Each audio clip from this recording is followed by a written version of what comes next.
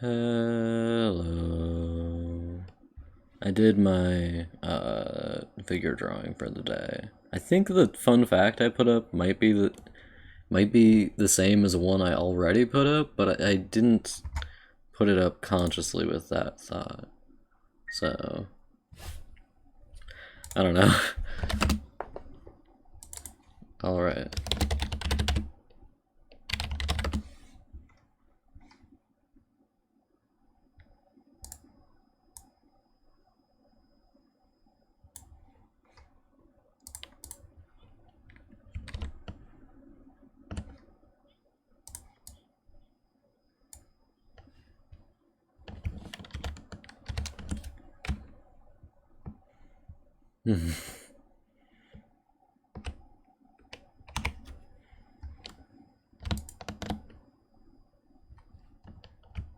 Okay.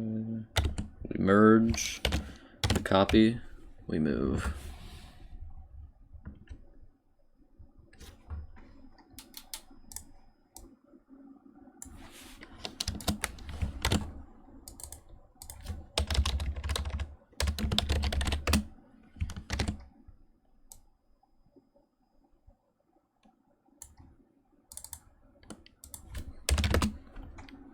Okay. I'm gonna make a thing real quick.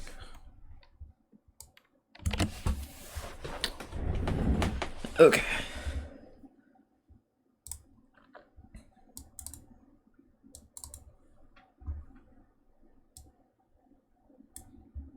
I really like how this thing looks. I don't know. I don't remember who makes most of these things. If anyone wants to be mad at me for, if anyone wants to let me know, just let me know and I'll stop.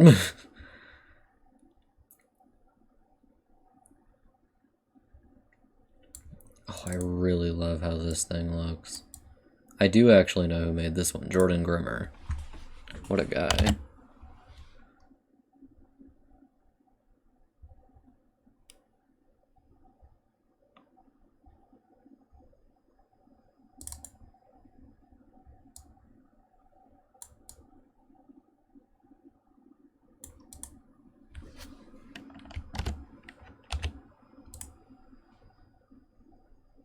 I really love how this looks. It looks so cool. Man. One sec.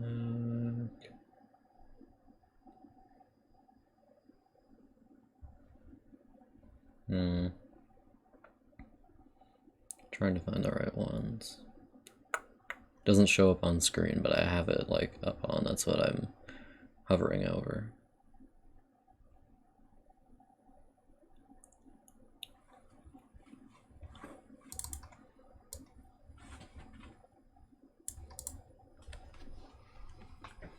I made a study of this one time and I really liked how it looked, and I was like, I did not make this piece of art.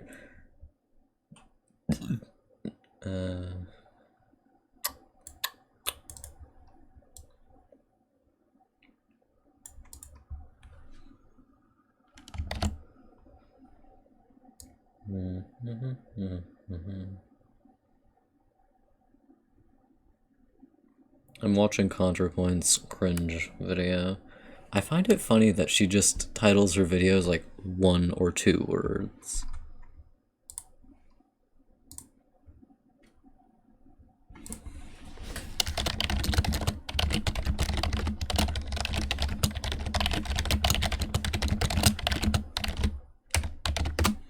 Okay, I'm gonna put on Acid stream because he says he's going crazy, so I will single-handedly prevent that.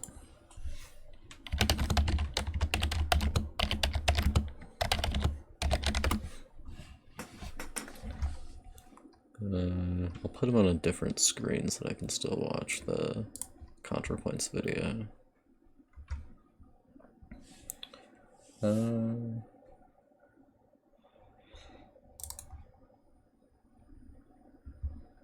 this looks so cool.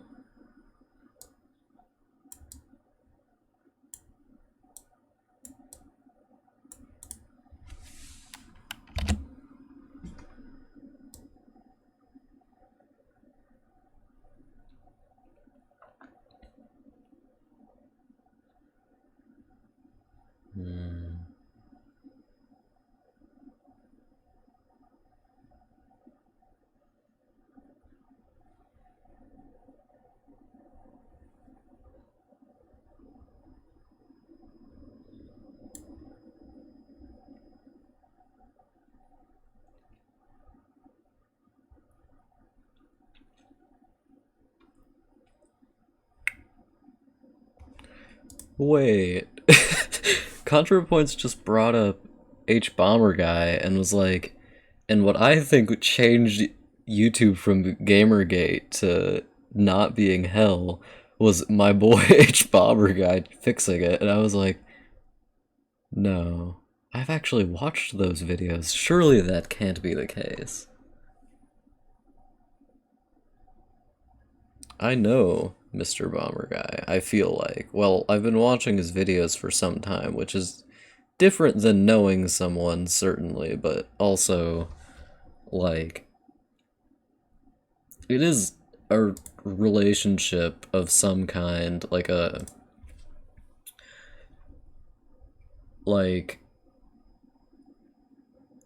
don't know. Well, obviously he's never interacted with me in any way. It's, God, what's the word? Parasocial. It's parasocial, but I, like, parasocially feel like she's talking about someone I know and being like, and this guy did something really important. And I'm like, but him? I know him.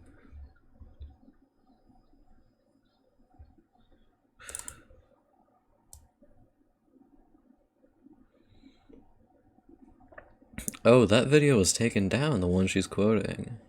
I haven't seen it.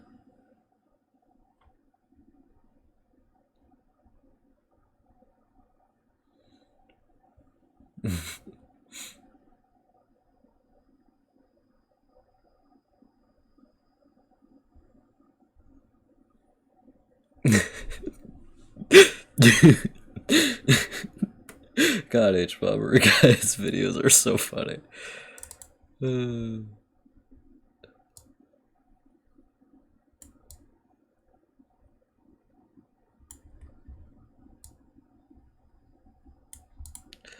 His editing is so funny. I don't know how he did it.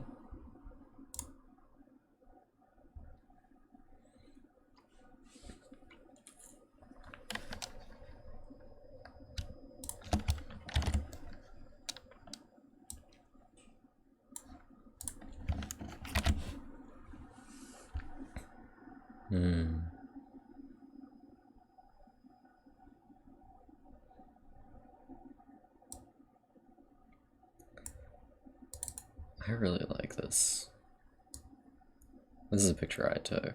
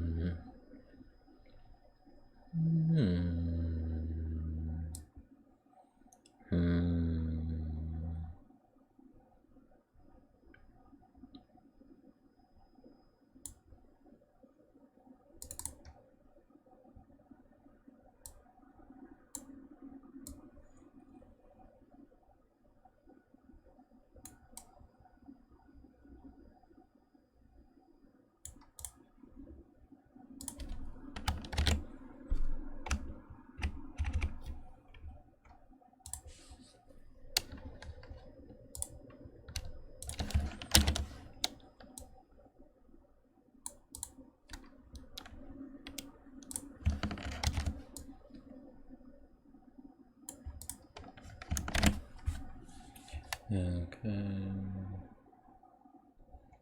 God, which thing did I get that,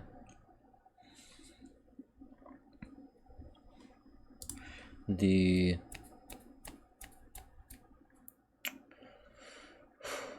sunset, thing I have. The sunset gradient. Where did I get that from?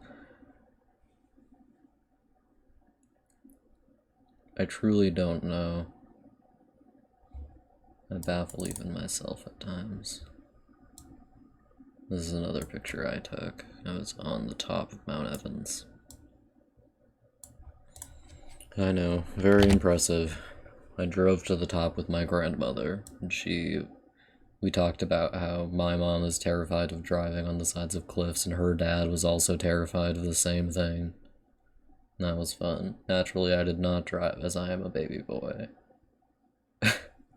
One time, I was talking to my mother, and she was like, I want to drive on this one difficult bit of road. And I was like, I'm not gonna like get us killed or anything. I'm perfectly capable of driving. And she was like, yeah, Axel, but you know, I'm 40, and if I was going to drive somewhere with my dad where there was going to be bad weather, I would say, Dad, you drive, please. And I was like, okay, you got me there, Mom.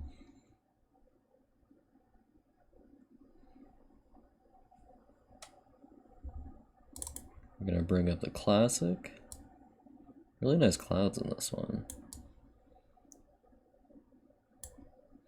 These are kind of like mood boards for drawings.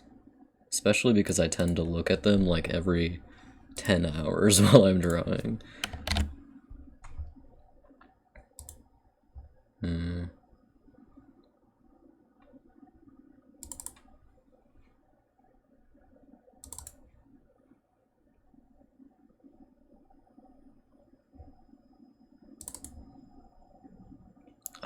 God, it's beautiful.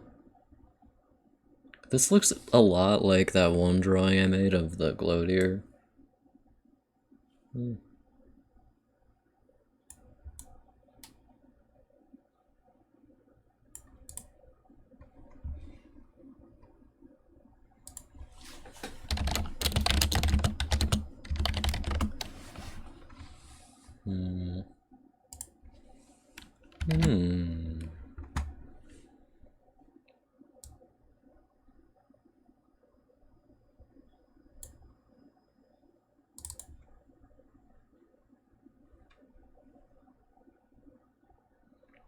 This is what I was trying to draw yesterday.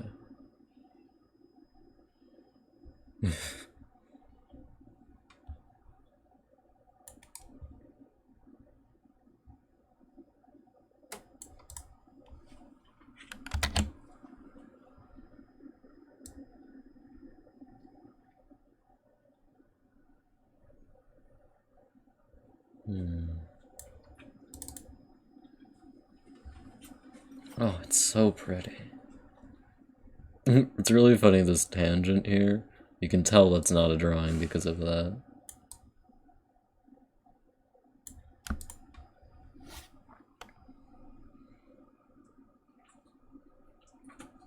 The color of the water is really good there.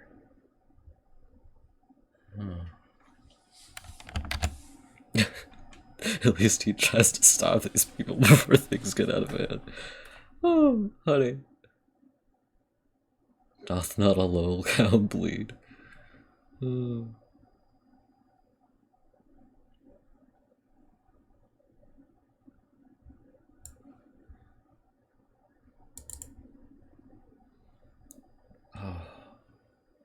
Beautiful.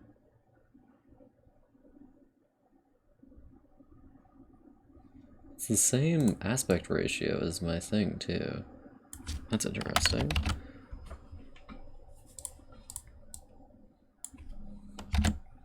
One sec. You know what's funny? So I have 3 monitors, right? Including the drawing tablet. I don't actually put anything on the drawing tablet when I'm not drawing. But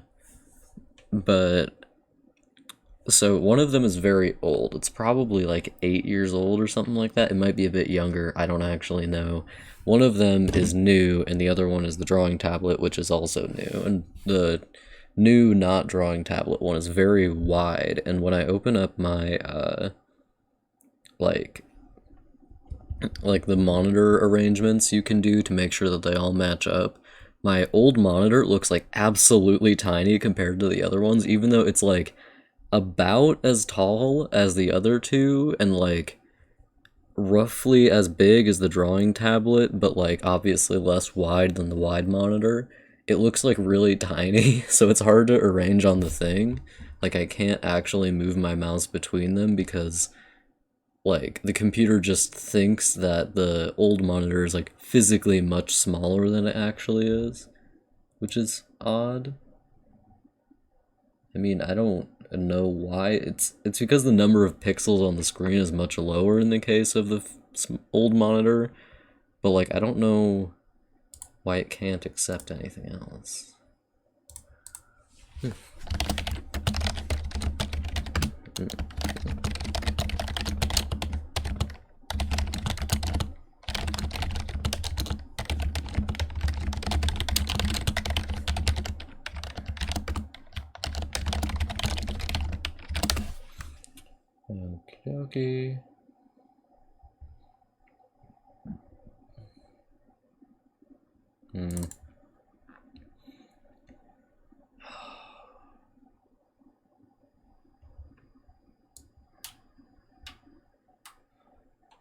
Okay, we'll put that here.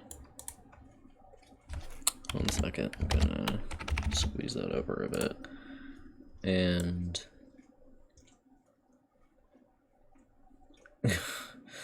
Lord save me. This is a lot to look at.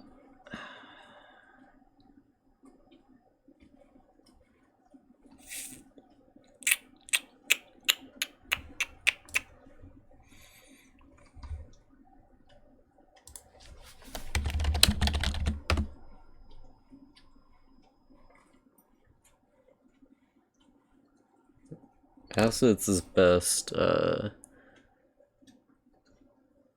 Celeste time right now is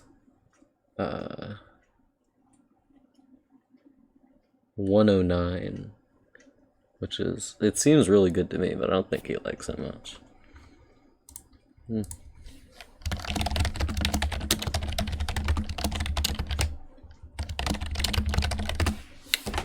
Texting Ellen, my wife.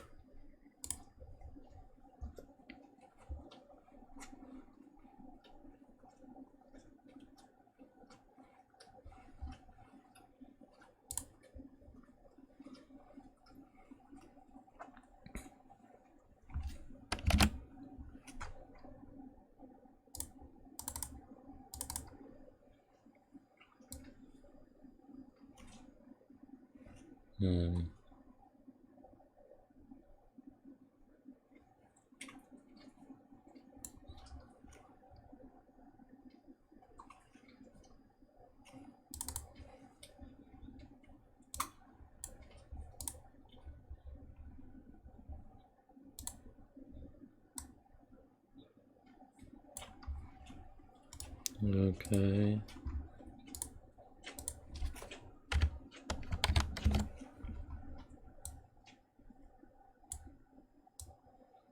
I'm gonna put this one up because this is the one I use the most.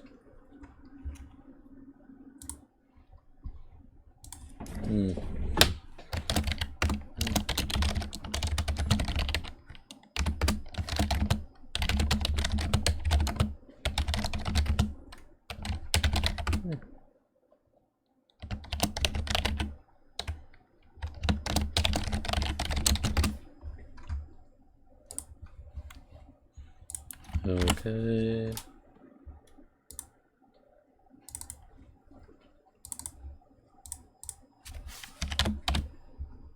Point 15. Okay, there we go.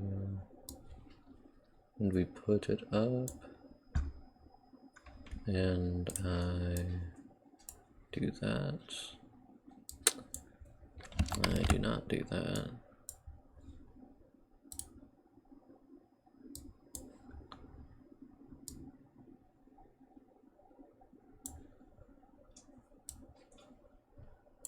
Okay.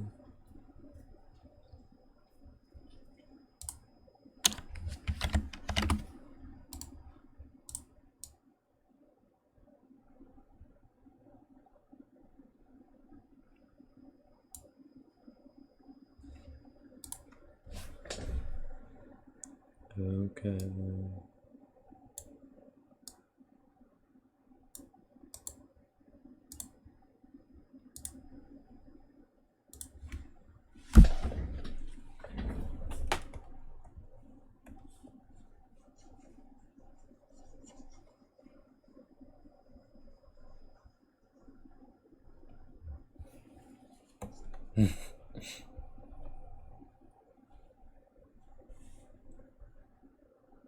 Oh, it's so pretty.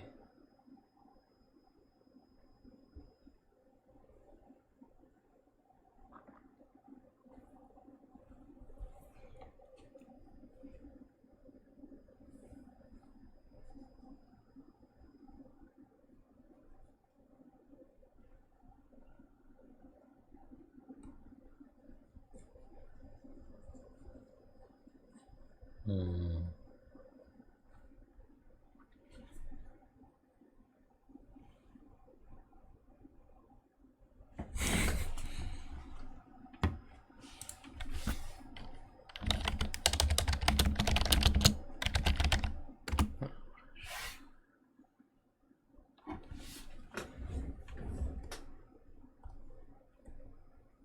Okay.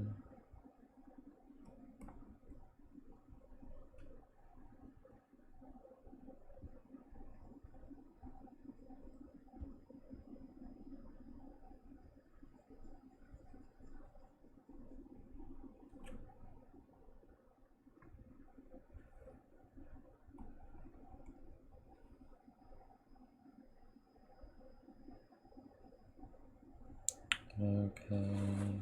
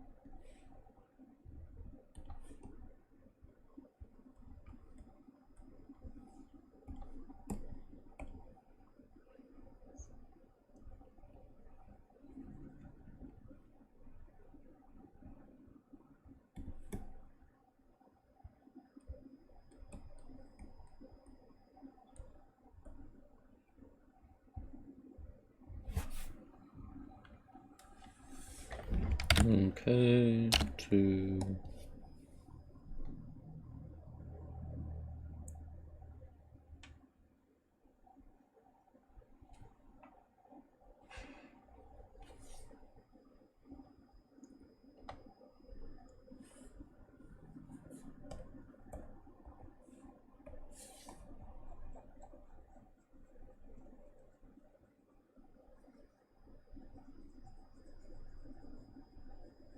Hmm. Hmm. Hmm.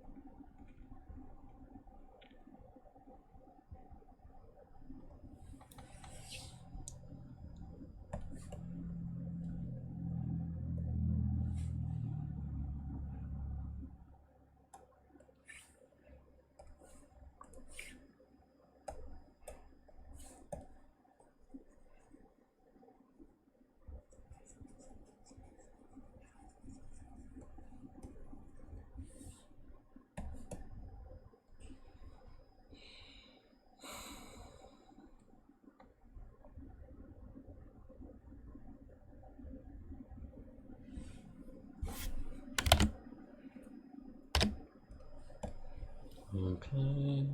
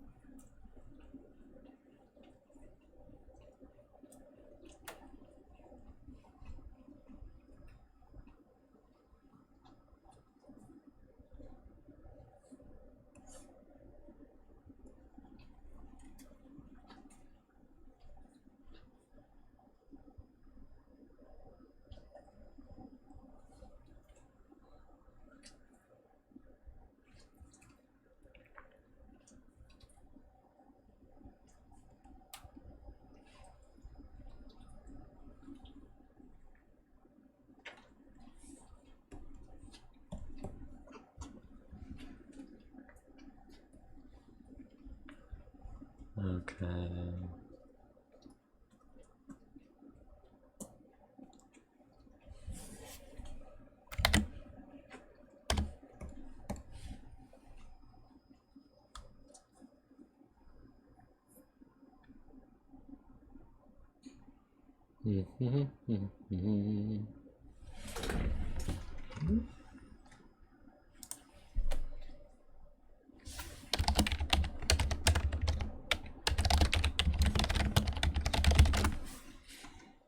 All right.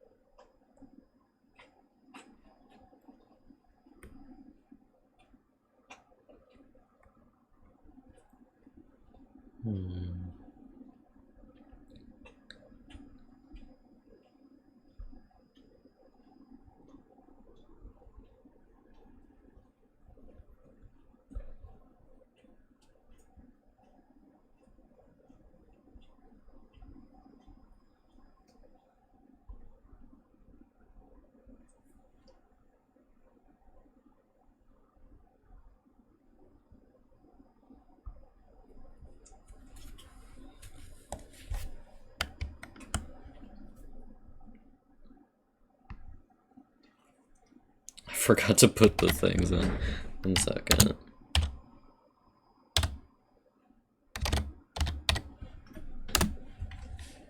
Grid.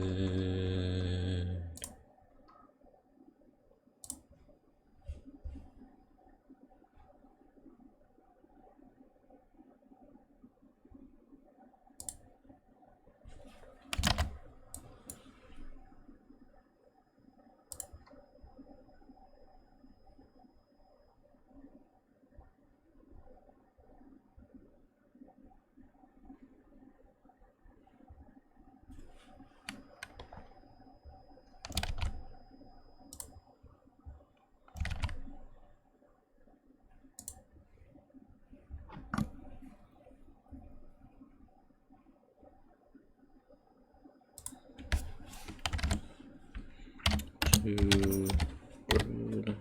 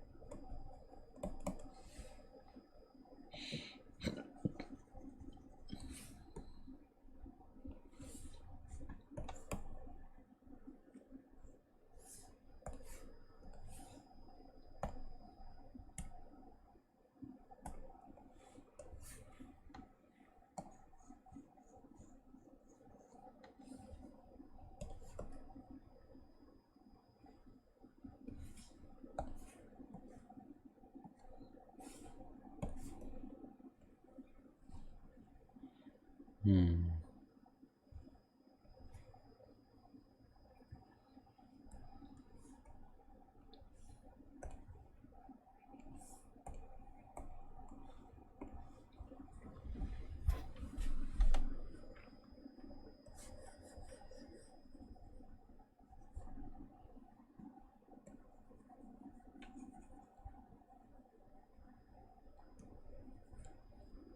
Hmm.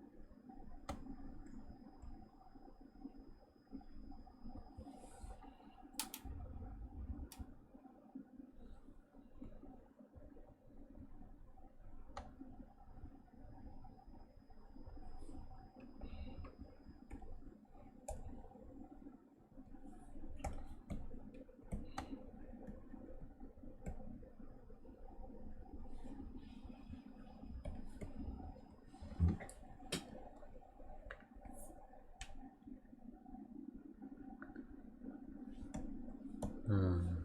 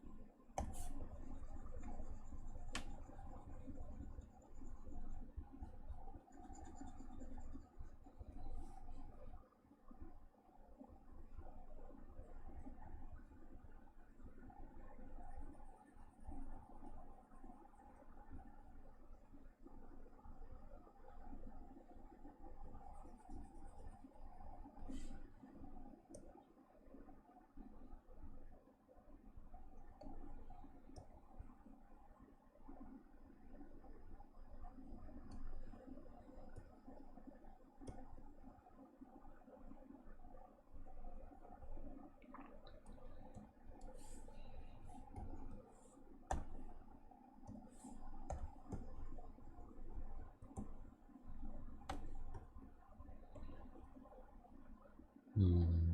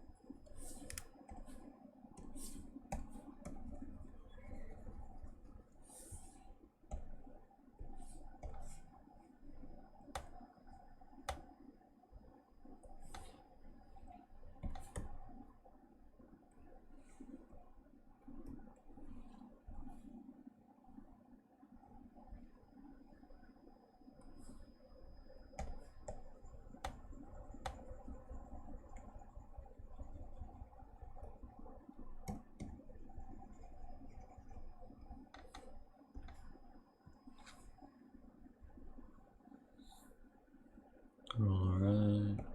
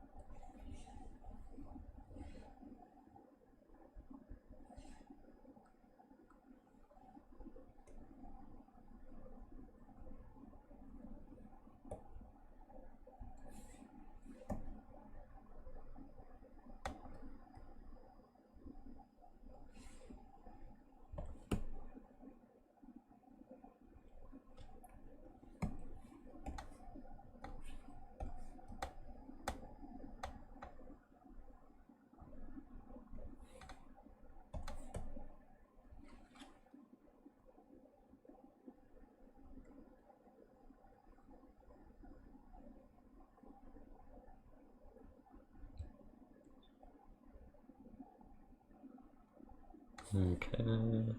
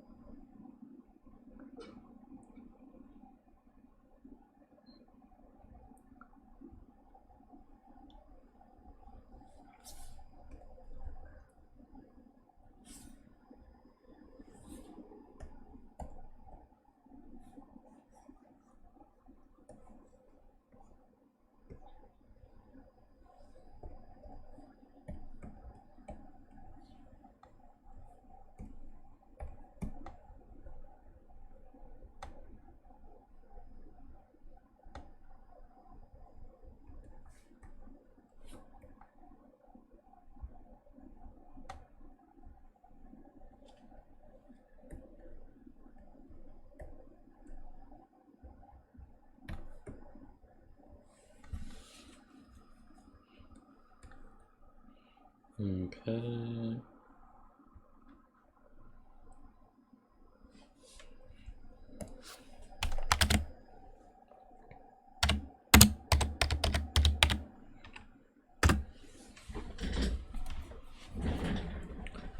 Alright.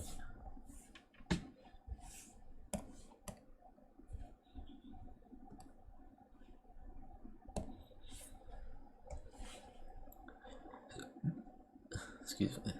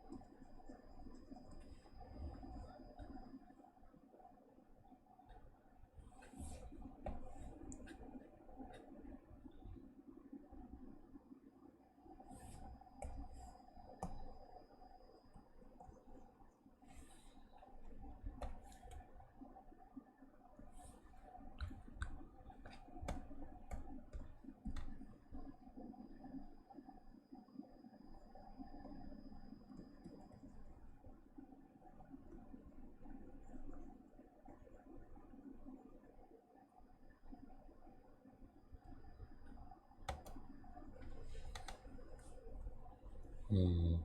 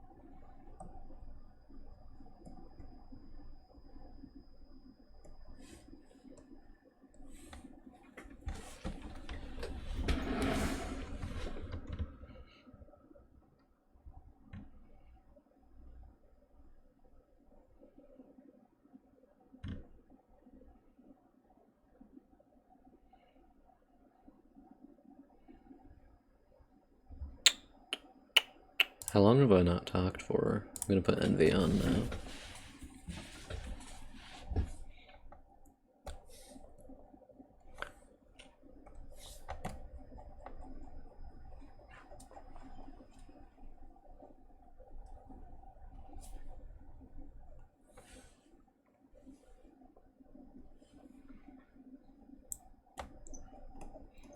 But to us MILFs.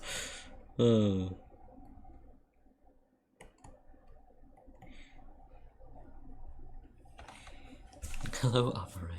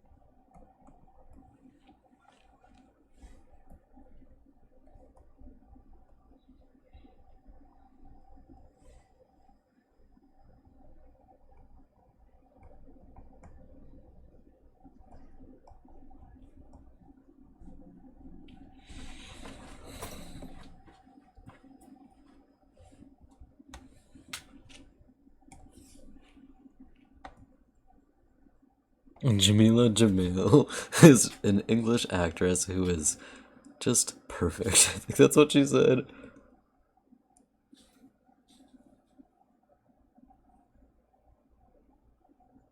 Jamila Jamil. God, she is very pretty.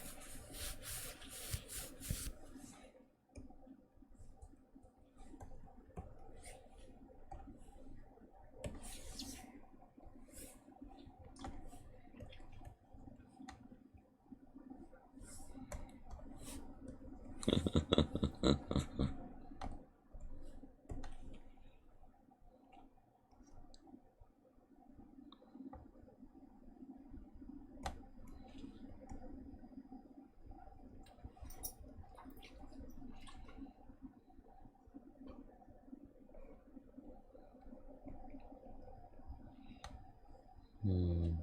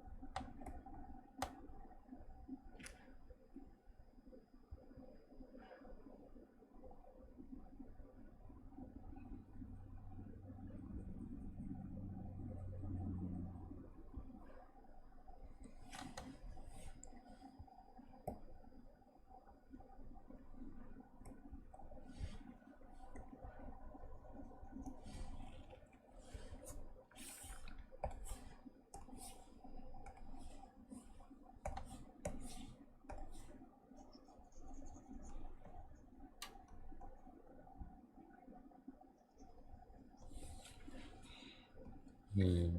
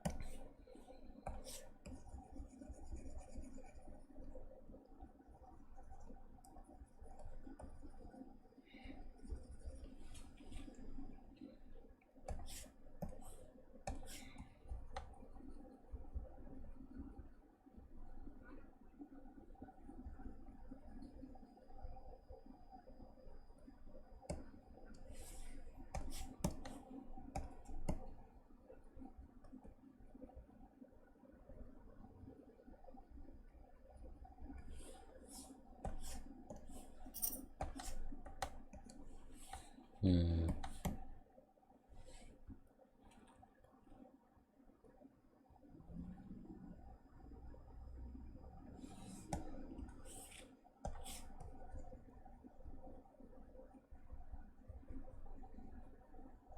It's a good source of protein.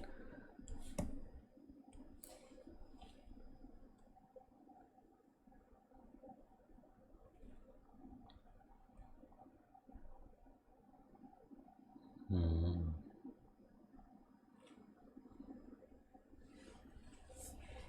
It's funny how detailed that one looks compared to the other one.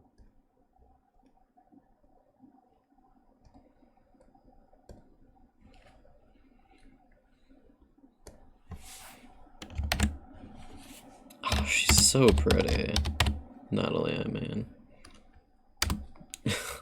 Just, wow. Her costuming is just incredible.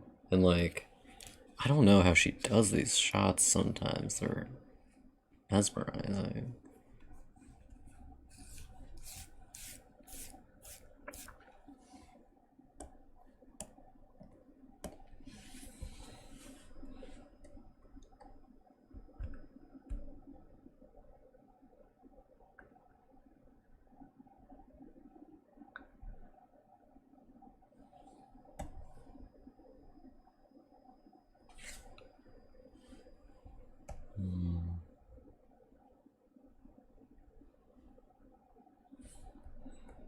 Or as I call him, Dad.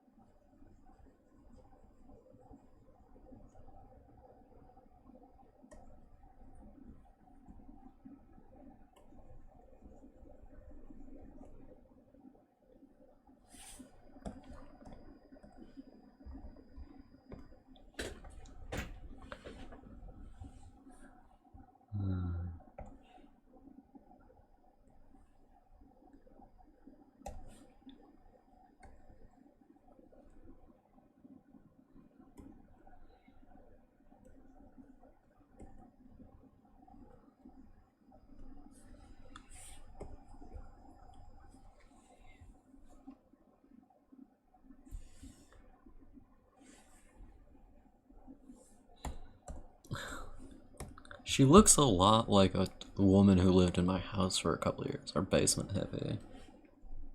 At least when she's blonde, she does.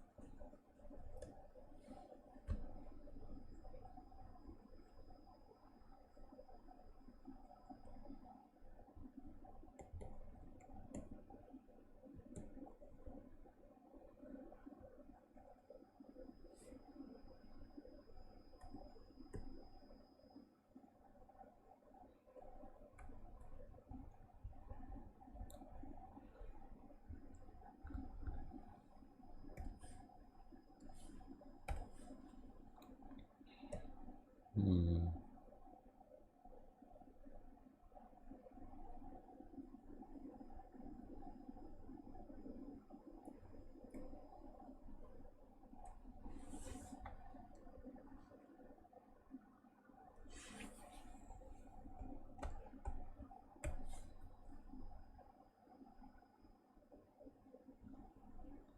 Hmm.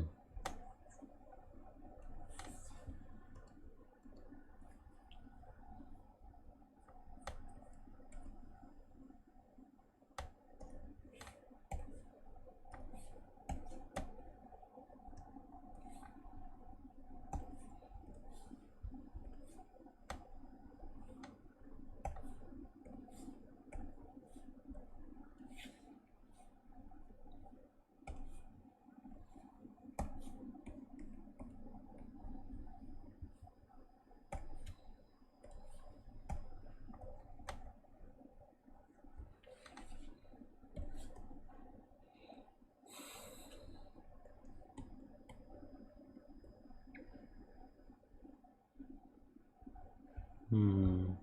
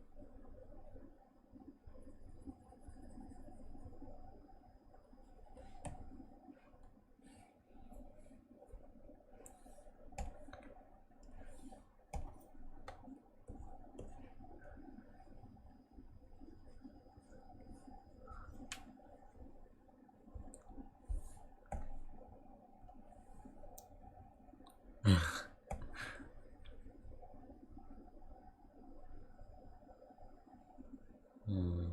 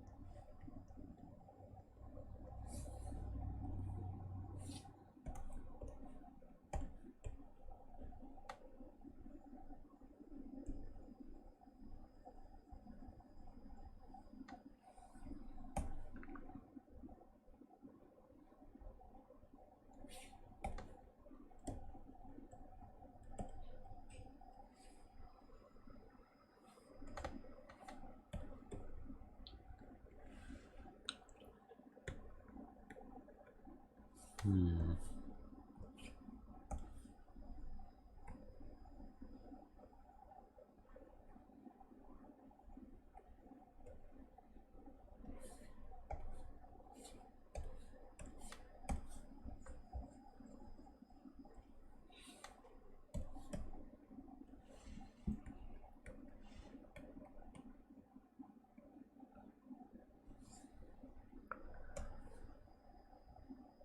Okay.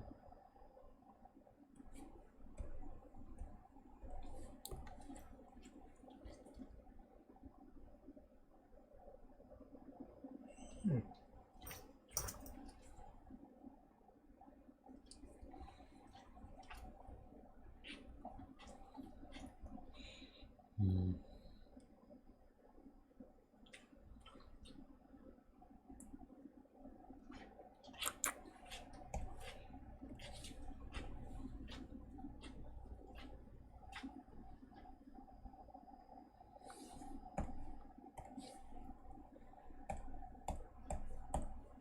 Okay.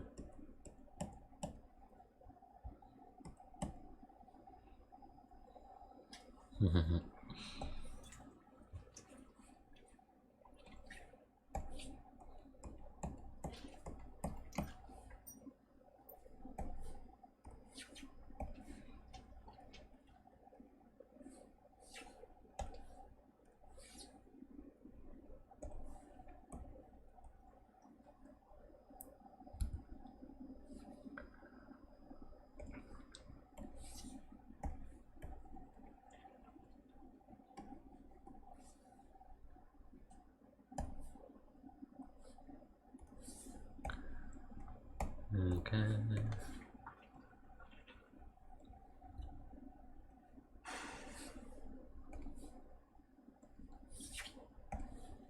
Hmm.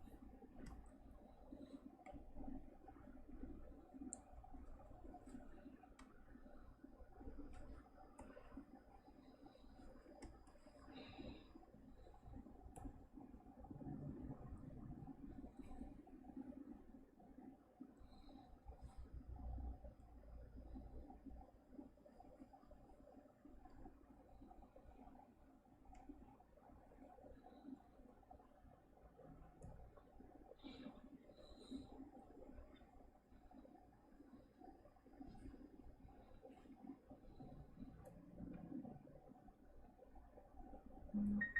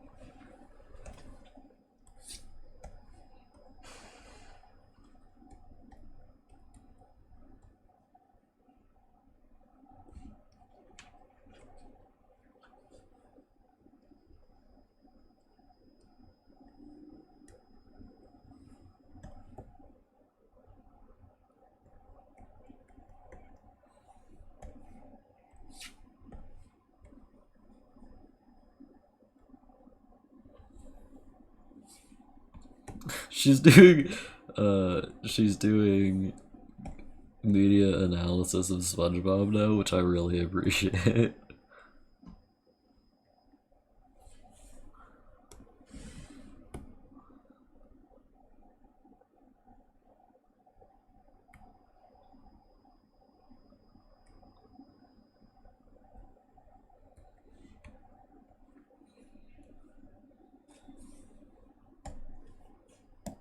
Hmm.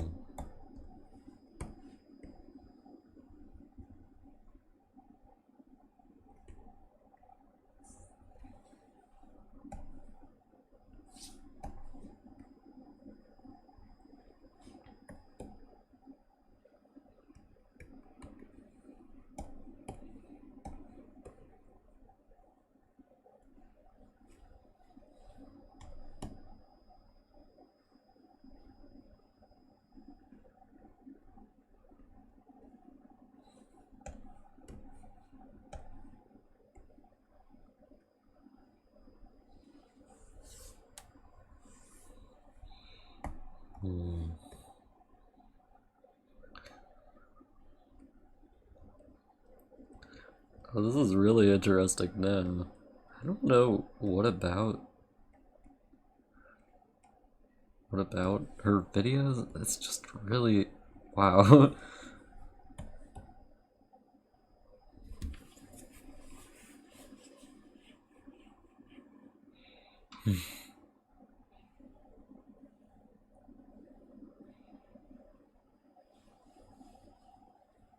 Okay.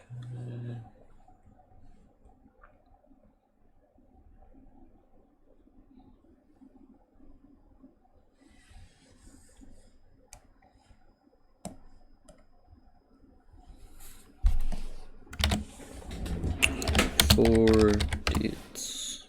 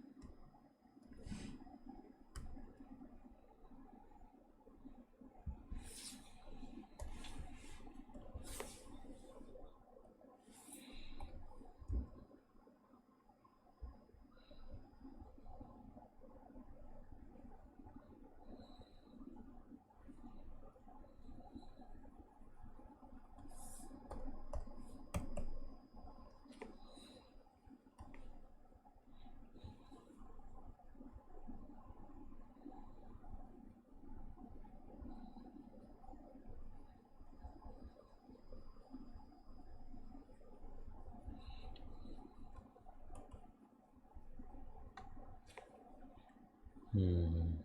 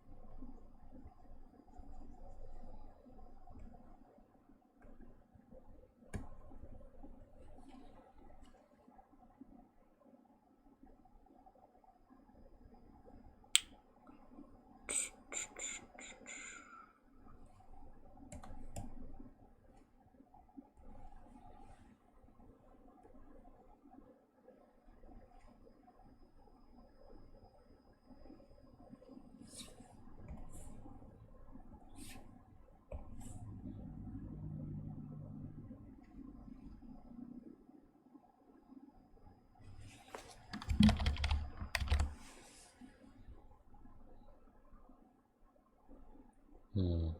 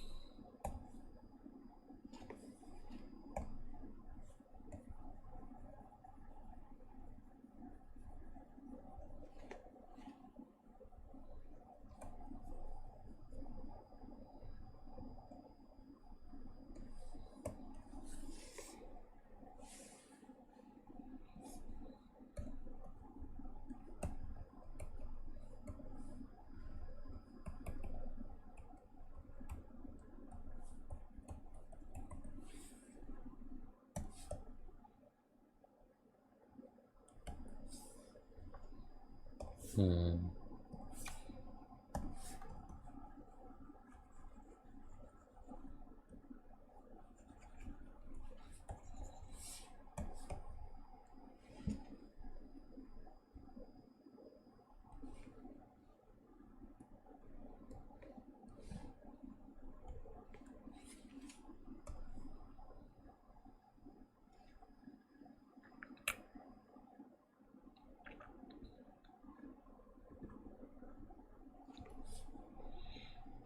Which which which actor is Scrooge in the Muppets A Christmas Carol? I don't recognize him. No, I think I. Does he just look a lot like Steed? I think he just looks a lot like that actor. God, I forgot his name.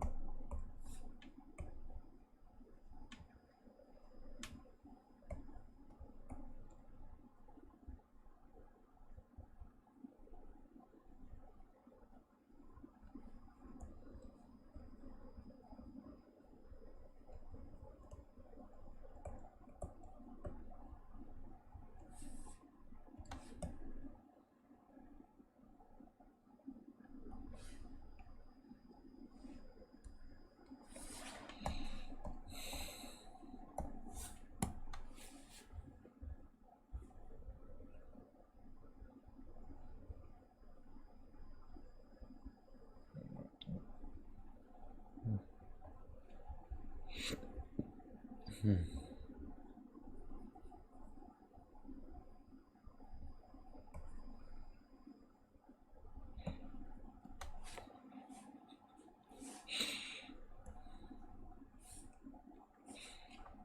Hmm.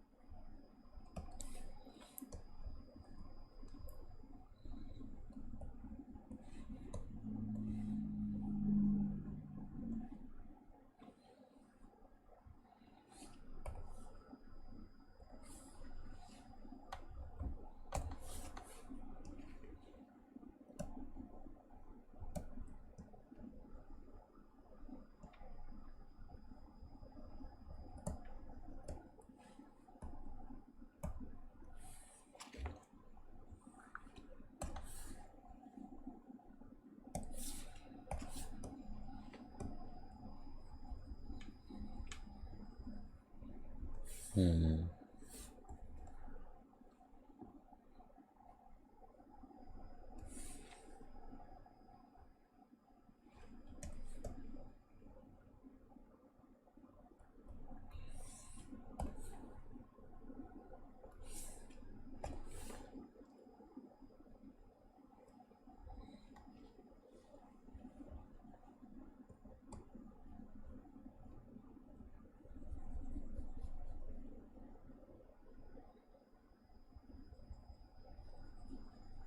Hmm.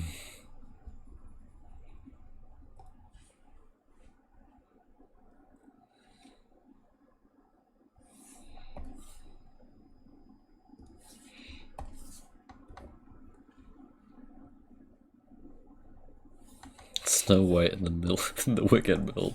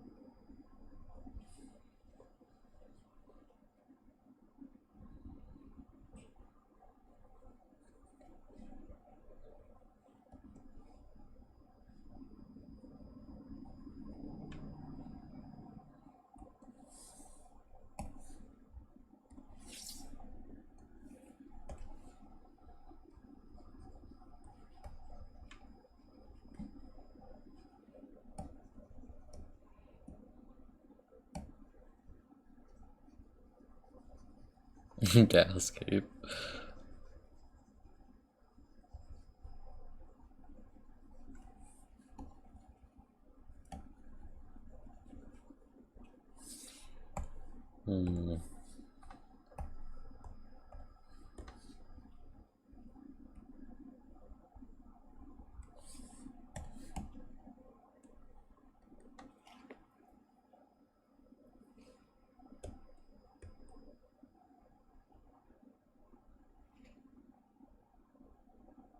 Ooh.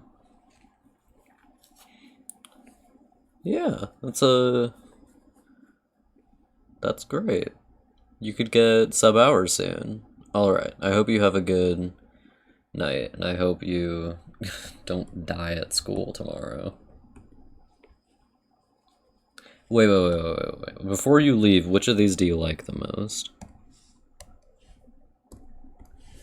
Phantom's not here, so I have to ask you.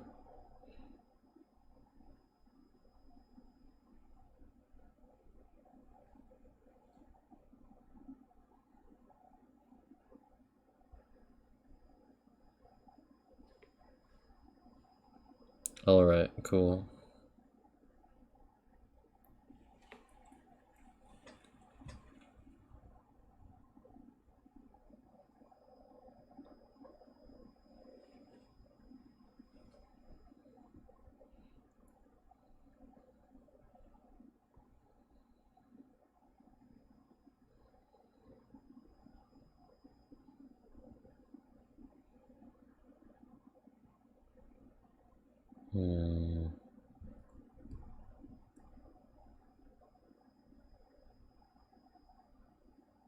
I like this one the most.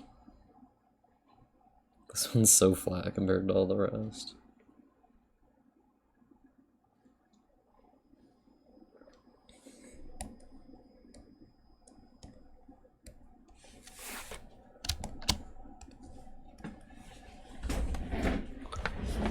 Oh no. Alright. Sleep well, assets.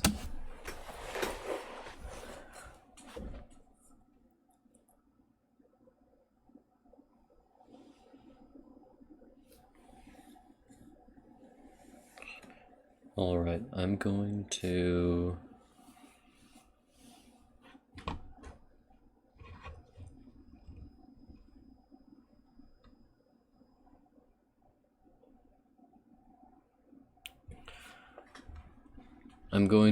have dinner, so I'll go get that and then eat it. So I'll probably be on for like 10 minutes or something. I don't know. Could be anything. I think the bottom left one needs more trees on the other side. It feels a bit empty. Yeah. Okay. We'll do that when I'm back. Grizzly will watch over the stream for now. He's laying on the end of my bed, not facing me.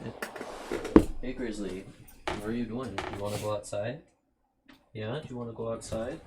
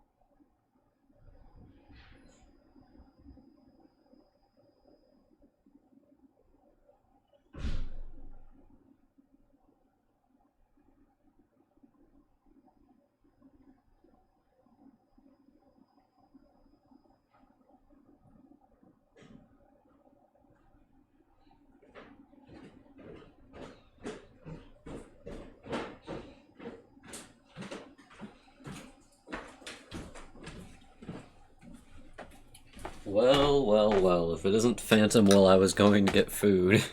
Which of the things on screen do you like the most, by the way, Phantom?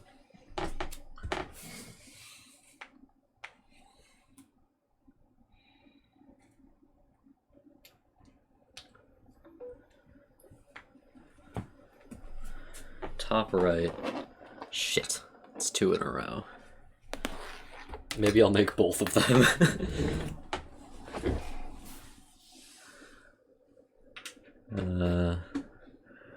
This one just needs some more fucking trees. I say, gesturing angrily with my finger.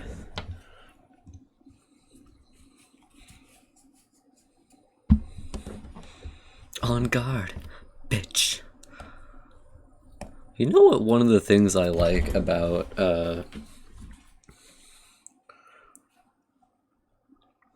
what I like about men complimenting me, like, men I like complimenting me, is that, like, I only feel, like, cute if men compliment me, which is kind of funny.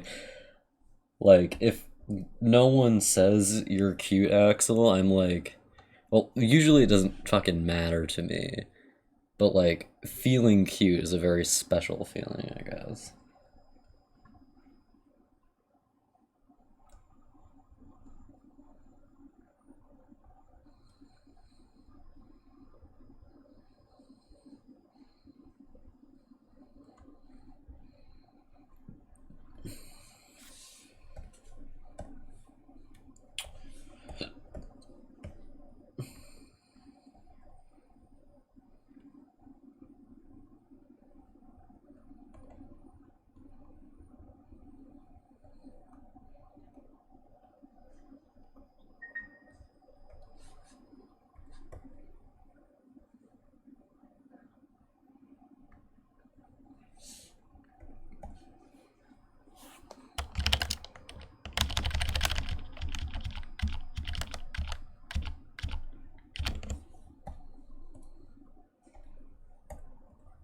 Hmm.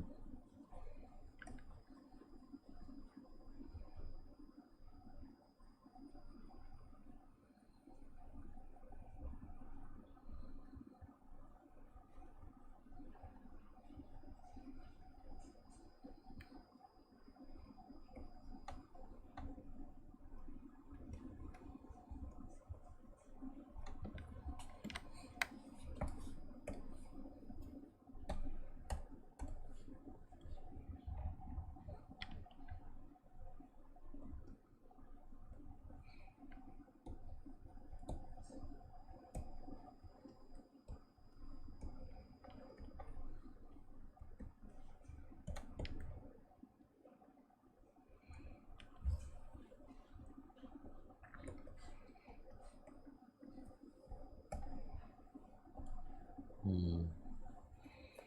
Hmm. Hmm.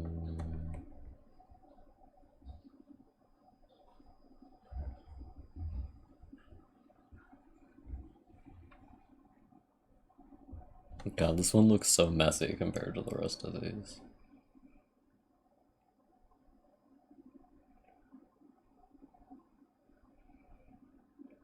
I should eat my dinner before it stops.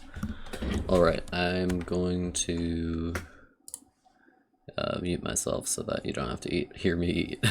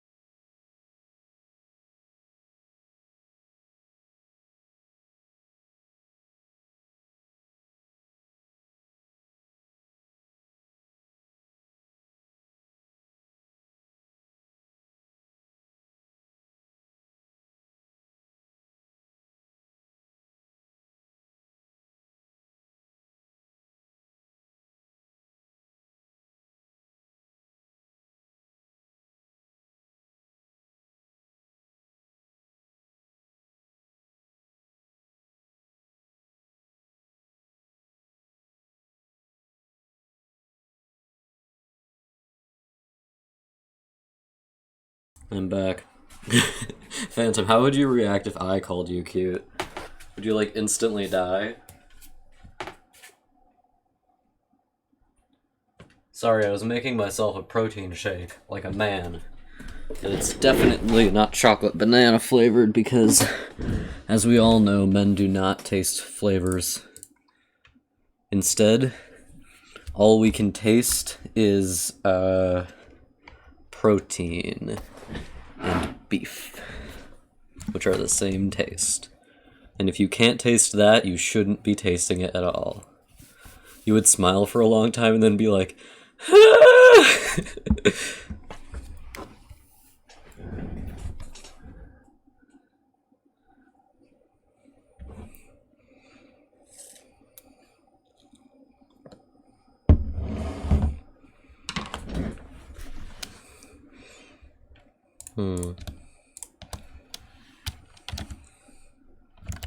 Whoops. Why is this one 3? Oh. Never mind, it's not 3.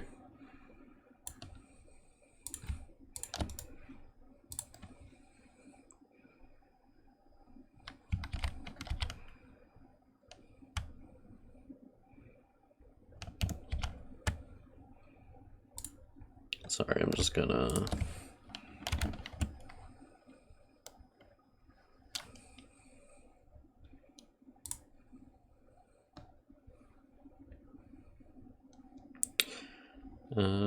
this is the other one.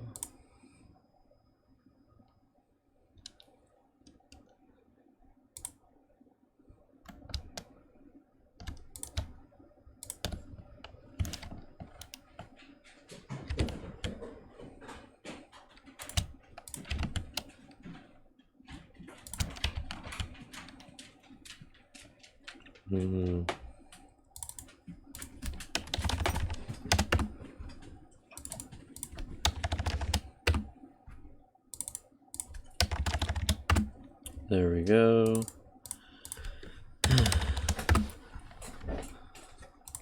Well, the grapes are transphobic. Sorry, the video I'm watching is very funny.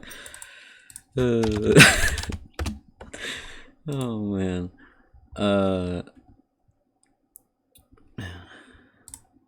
The grapes are transphobic anyway. I'm dying. That's so funny. Okay, it's just 4, and how do I get rid of these? Like that, and like that, and like that, and like that. Whoops. Okay, so now we just want to take this and copy it, and then take it from this one. He giveth and he taketh away. I think listening to ContraPoints has made me like a bit brattier, like just the way she talks as a gay man. I just pick it up, I guess.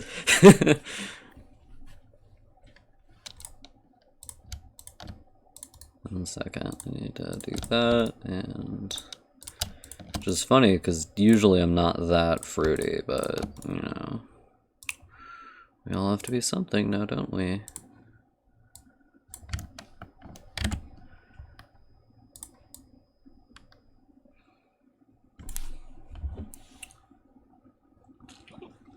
And I can be a little slut with the best of them. That's a joke. I can't be. I'm not slutty enough. If only.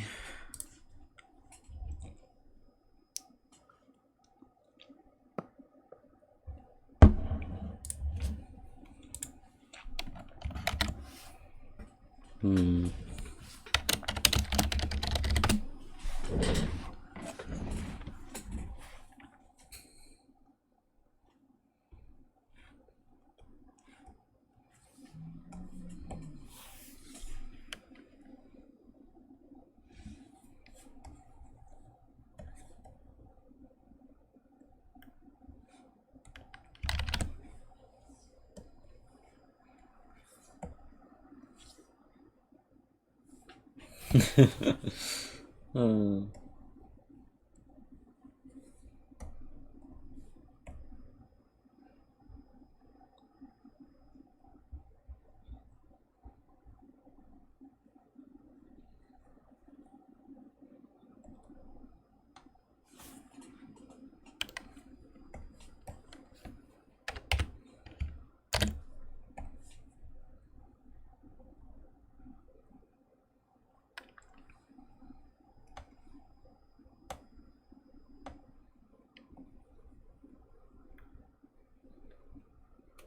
Okay.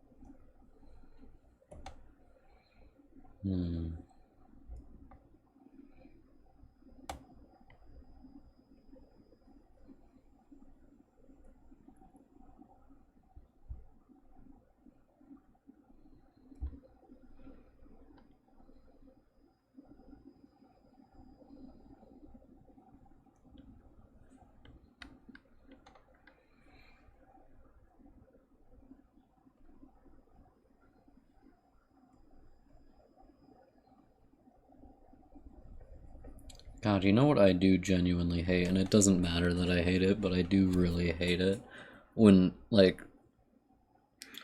I hear my sister slut shaming like some random celebrity woman. It just it just makes me kind of mad. And I think it makes my mom mad in like the same way because both of us are like you're like that woman is just she didn't do anything wrong. Why are you mad? Don't be mad. She's just living the way she wants to live.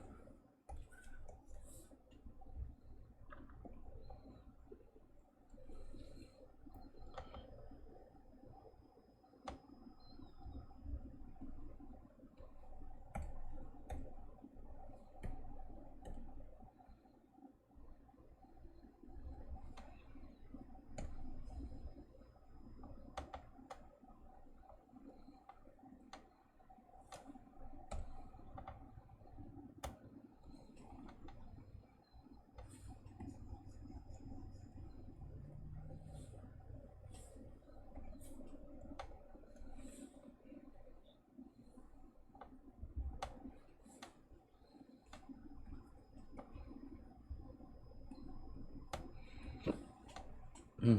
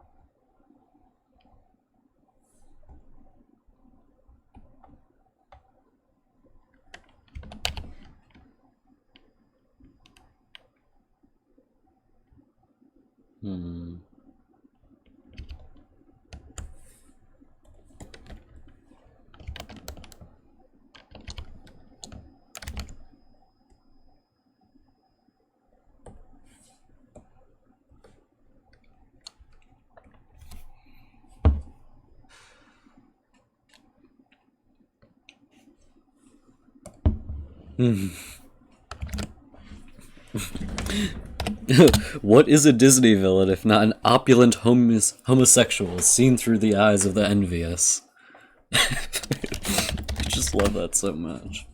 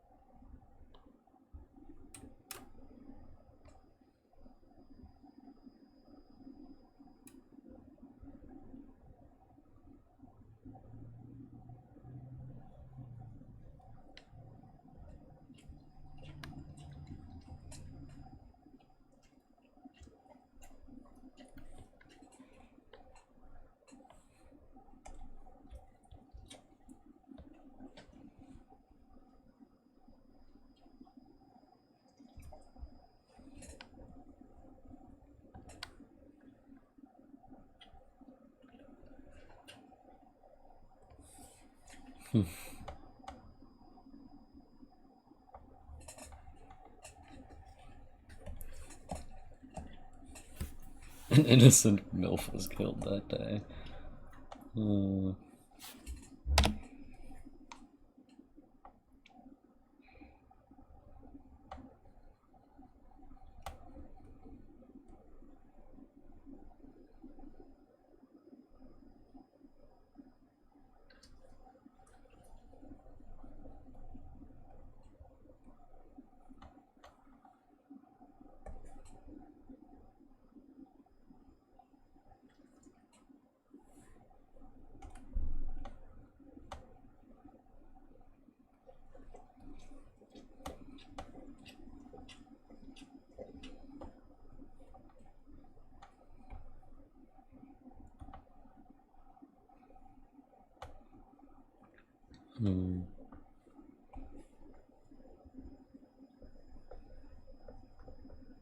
It felt like Ronald Reagan got AIDS.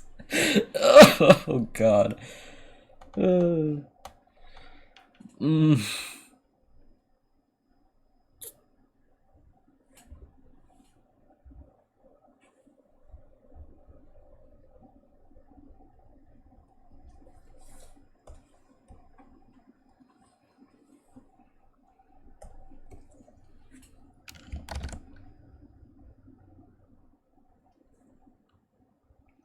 That's why I watch YouTube videos constantly, because I feel like a constant need to be talking to people, and if I can't talk to someone, most of the time I feel depressed, which is kind of funny, like how quickly I can go from feeling depressed to happy, like the instant someone starts talking to me like a friend.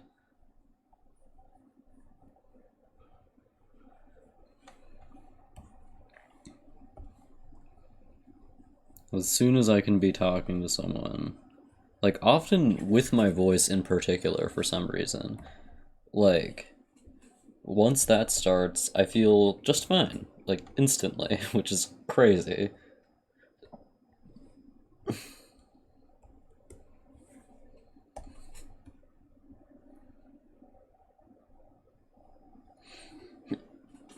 Okay.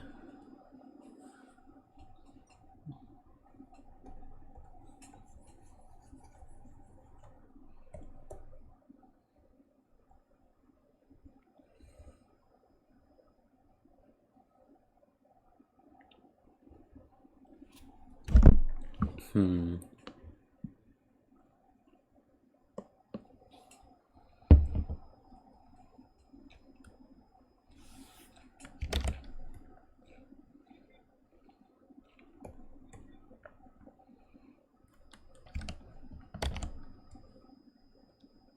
Do you mind if I call you Fred? Hmm.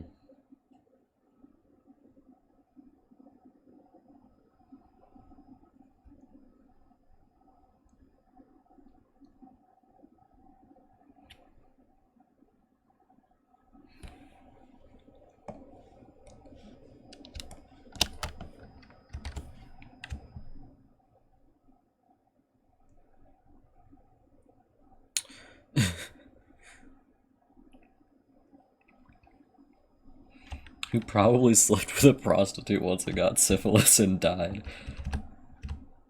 Oh, I love him. Asking.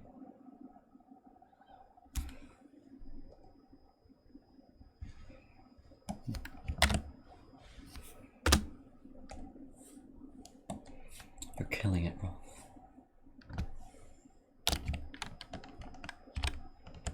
Okay, that looks good. Oh. Oh, hi.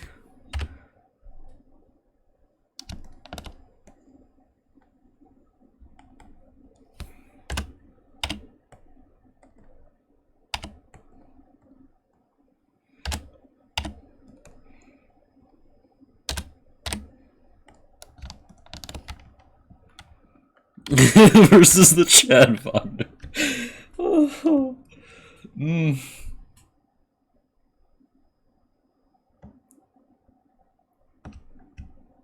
I don't even care that he's a misogynist.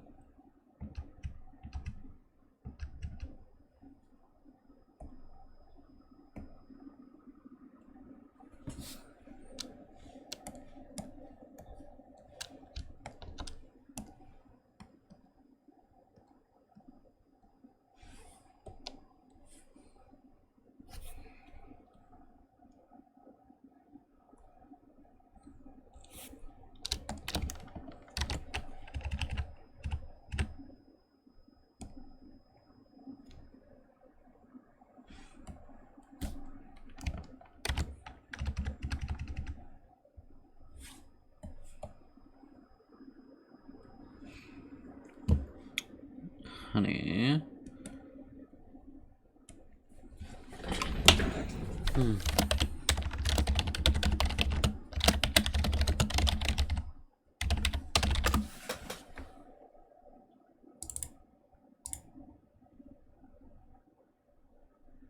You're like, shit.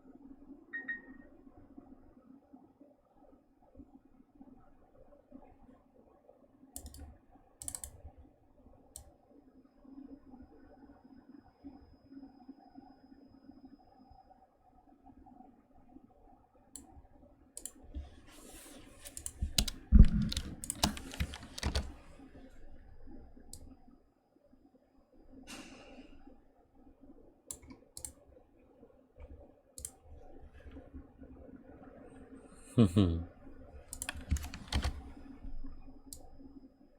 Can I call you Frederick?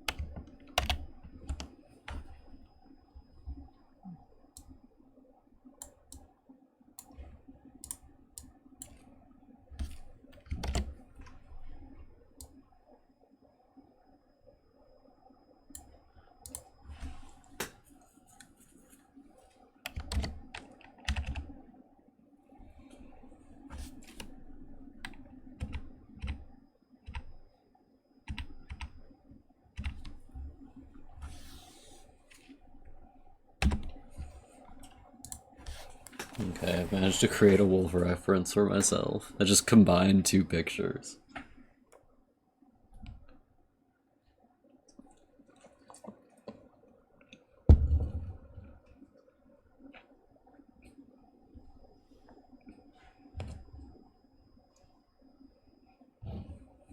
Horizontal.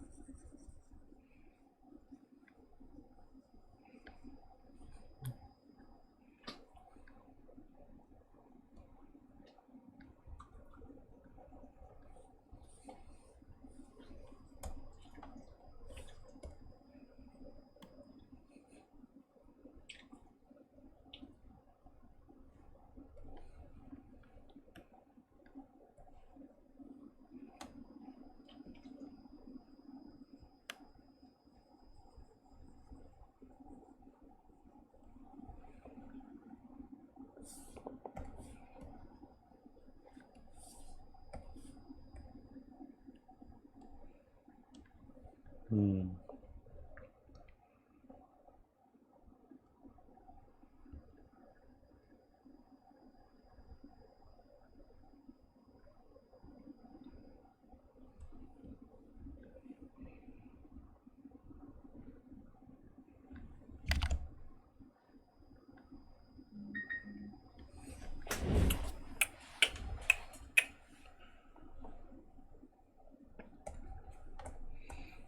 I hate it when a boy tells me I'm cute and then I feel slutty for several days on end.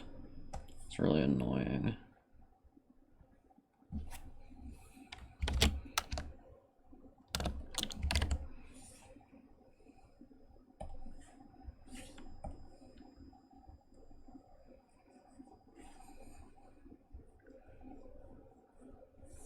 It is really kind of funny to me though, like just how much a man being attracted to me makes me like so behave so strangely.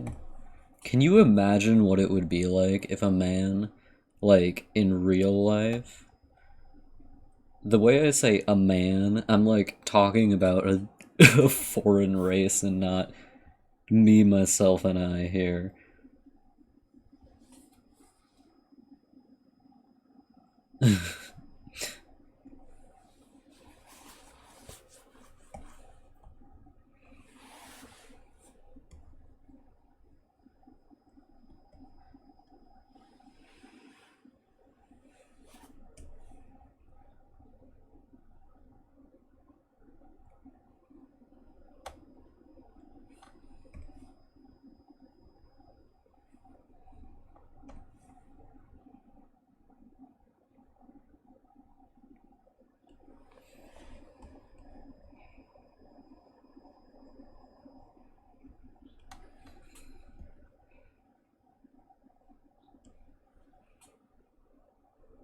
Hmm.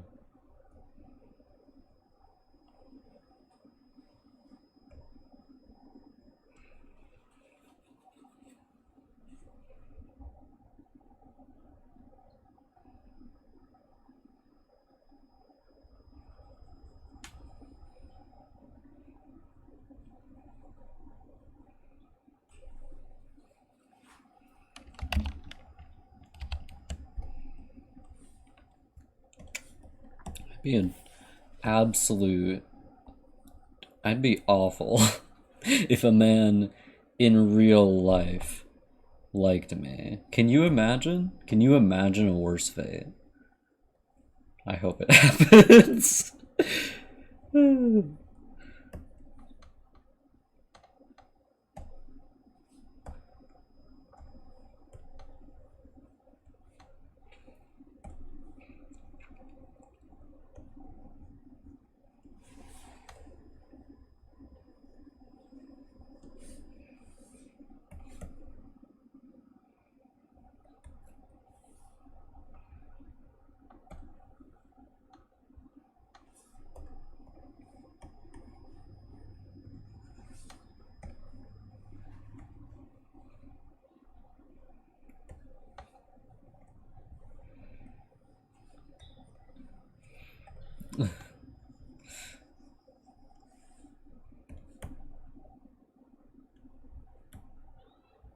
Yeah.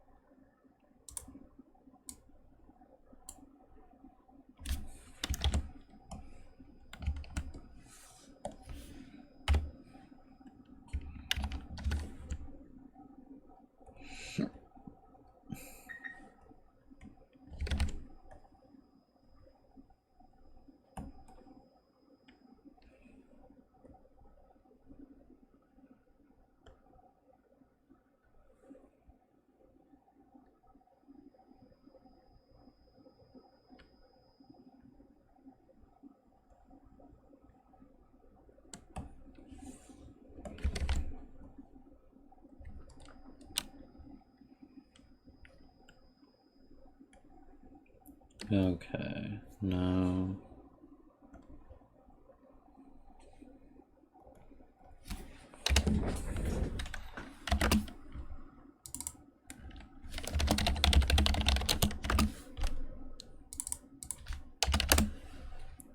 Okay, no.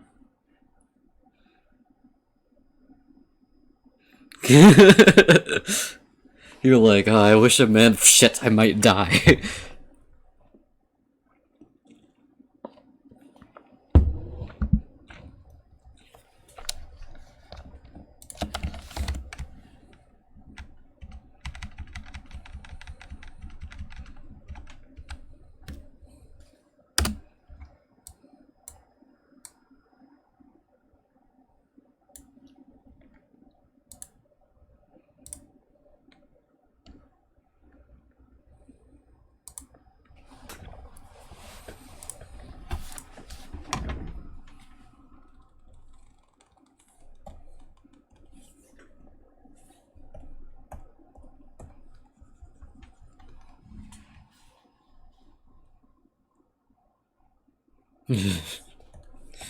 You know, funny thing about you, Phantom, I think you're the only bisexual I've ever met, a bisexual boy I've ever met, because you're the. God, I can't think. I'm listening to Natalie talk. You're the only bisexual boy I've ever met in my life who preferred or talked about boys more than girls. I don't know if you prefer boys to girls. I think you have said that to me, but I don't know if it's true. But, like, you're the only one I've ever met like that. Okay, we're gonna submit this to peer review real quick. I love it when at the end of the day I have, like, loads of different documents because I did the same thing over and over again, and I named it the wrong thing because this is thumbnails 1. 1 second.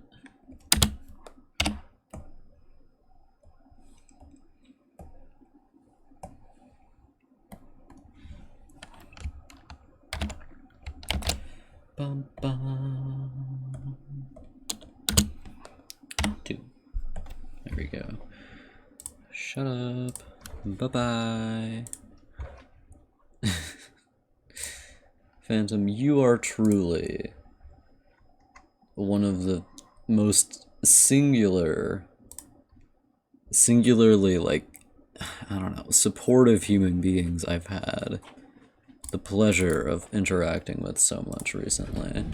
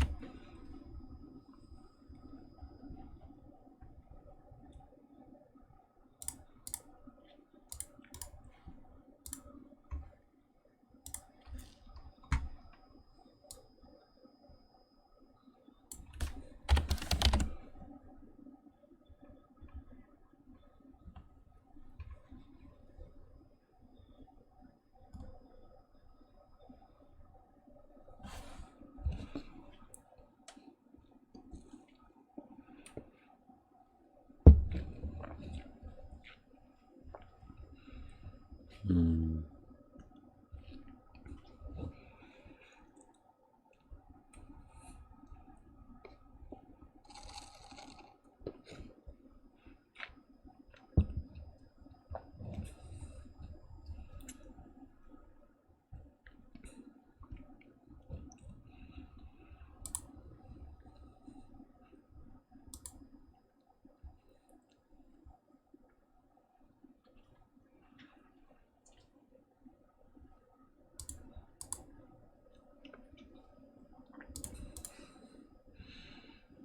Hmm.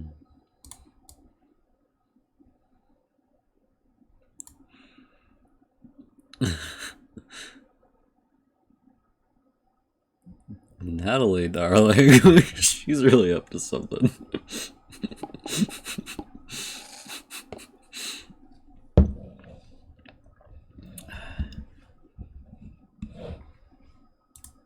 Someday, I hope someone loves me.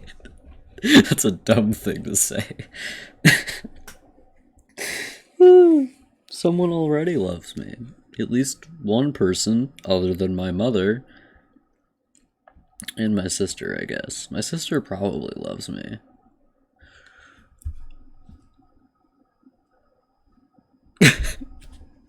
Oh, darling, I feel you there. You're like, so here's the thing, man. I just. I don't know what to say to that, but I kind of feel it. I want to be a strong man holding someone, even though I am not large or strong. But if I were both of those things, maybe someone would want me to be a strong man. Want me to be their strong man. Whereas now, I am no one's strong man except for my dog. And my mom when she calls me handsome. Because she's my mom. You know what's funny? When I was, like, the first ContraPoints video I watched, which was the Harry Potter one, which had come up on my feed about 100,000 times before I watched it for the first time. And why is Roblox oof.mp3 up on there again? What the hell? That video gets recommended, like, literally anytime I watch anything. Like, I've already seen it at least 5 times. I don't need to watch it again. It's 3.5 hours long. Sorry, 2 hours long. I was thinking of the other one. The 3.5 hour long one. God, which one is that? Is that the vaccines one? No, it's the Deus Ex Human Revolution one. That one never gets recommended to me. But Roblox oof.mp3 gets recommended to me literally constantly. I cannot escape it.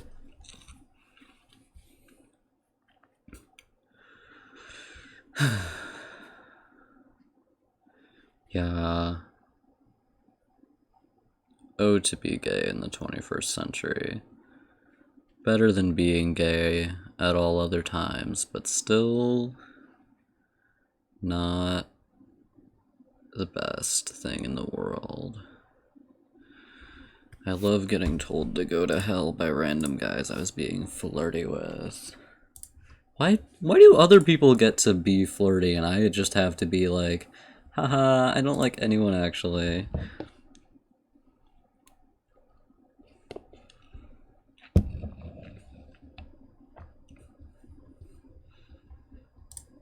Sometimes I have to read my own Wikipedia article to remember what I'm doing with my life. It's an excellent statement.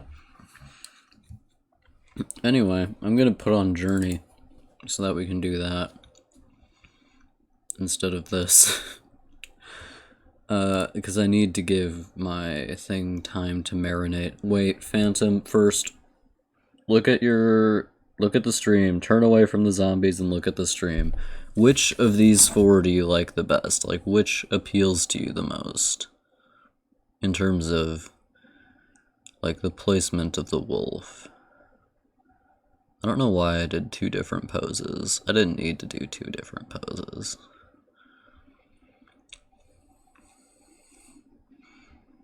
The actual placement is what matters. What I like about the one on the left here is that there's, like, more like possible places to put the wolf, it feels like a more 3D space because you can like see the land disappearing down here. Top left and top right. Okay. Right. Those are the first two I did, so cool. Alright, go back to your zombies. Try not to get killed. We're gonna play Journey. Well, actually, I'm going to play Journey, and you're going to watch. This overlay is so clean compared to the other one. I love this game. It's so good. So good. So good.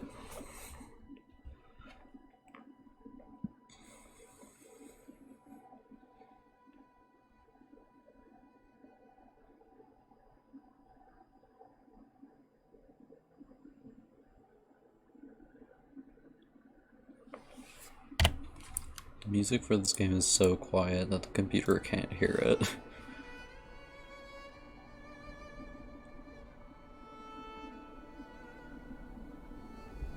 Did I mess with the music volume settings or something? Oh yeah, I did. Big Lamau.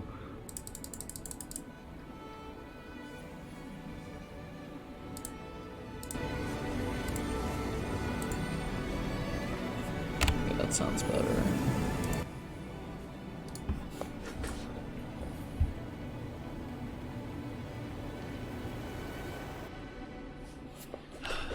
It's just such a beautiful game.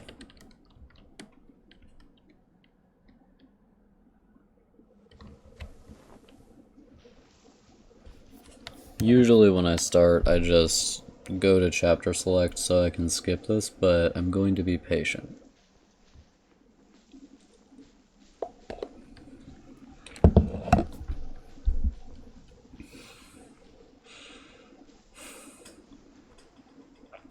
I don't know what it is about a man liking me that makes me feel like such a decadent little slut, but every time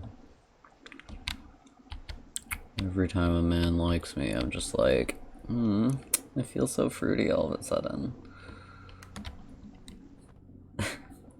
Which is really funny coming from me, who is usually so chaste.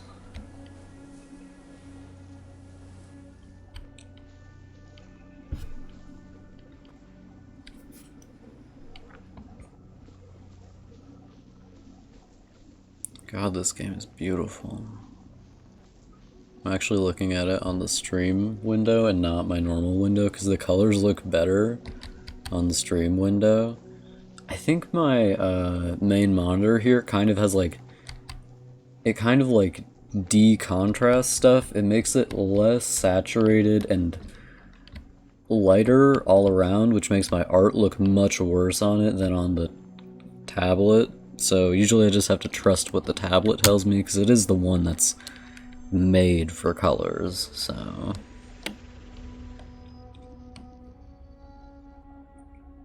And a couple of games like Dark Souls 2, I think, it might be all of the Souls games actually, they look like really light in like tone compared to how they actually are, like very light in tone, which I think actually makes them easier to play because they're not like as visually confusing as when they're very dark, which they usually are because they're Dark Souls.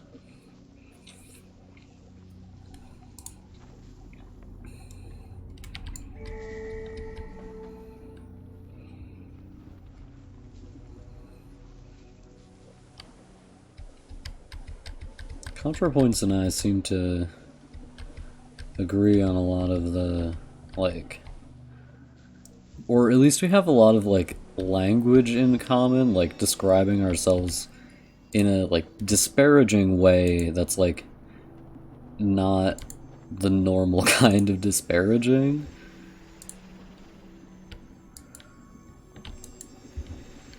I love doing this shit. Whee!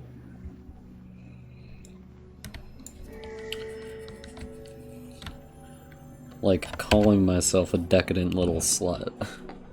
Is that disparaging? Probably.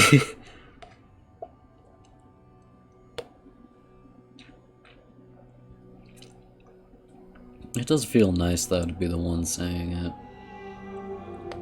rather than the one hearing it. You know? Not that anyone's actually ever called me a slut, funnily enough, but I feel like it a lot of the time. I think it's just like, nobody's ever actually been that mean to me for being gay. Like, other than that one guy who told me to go to hell.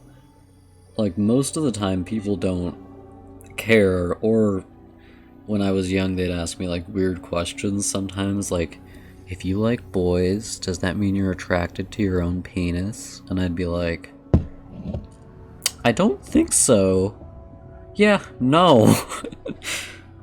And nobody's actually ever been like mean to me about it, but I feel like through osmosis, I feel like people have been mean to me about it, even though they haven't, just because like I'm absorbing all the meanness people direct at not me.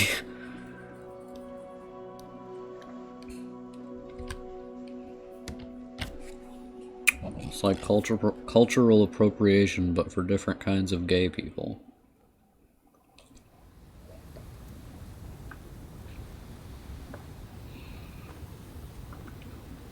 I'm like the spoiled brat of gay people because no one's even like mean to me about it.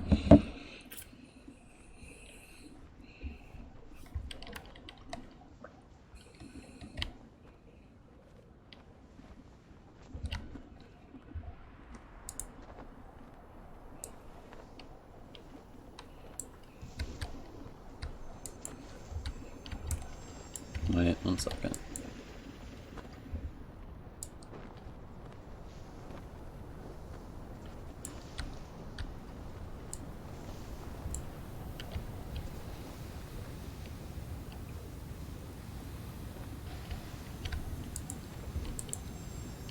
Always funny to me when I have to like actually physically walk around these places without just speedrunning the whole game.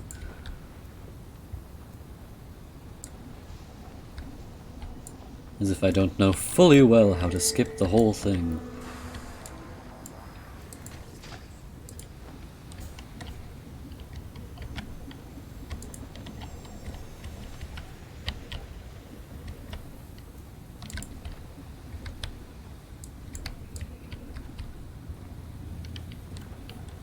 I don't actually like doing the skip that much because it can fail for pretty random reasons, but sometimes I just do it for fun, I guess.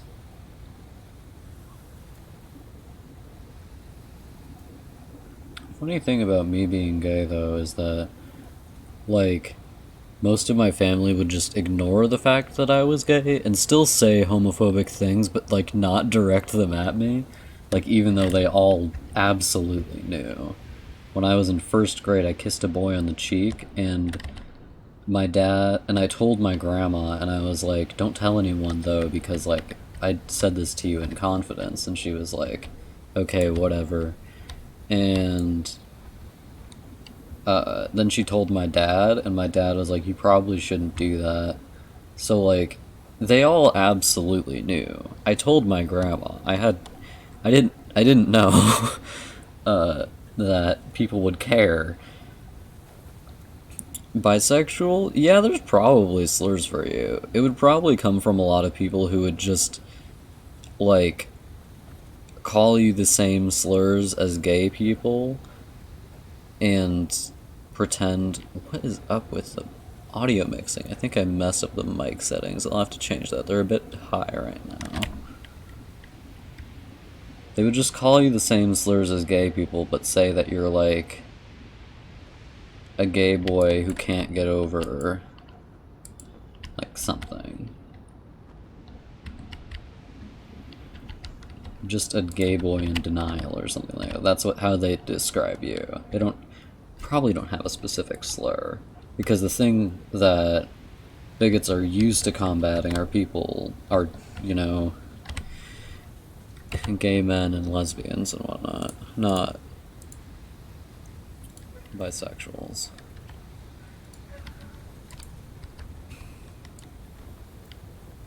Slurs take time to marinate, is what I'm saying. And if the thought that, like, someone could be bisexual doesn't enter their mind, or it's too, like,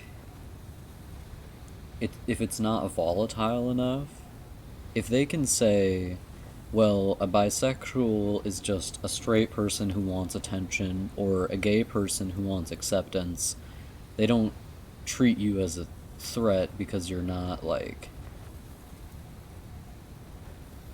you're not anything special in their mind. They're just reducing you to one or the other. You're not, like, special from gay people or straight people by either of those metrics. Oh, very fun. You're just gay or straight, so they'll either say that you're confused or slur you. And they just pick one and they go with that.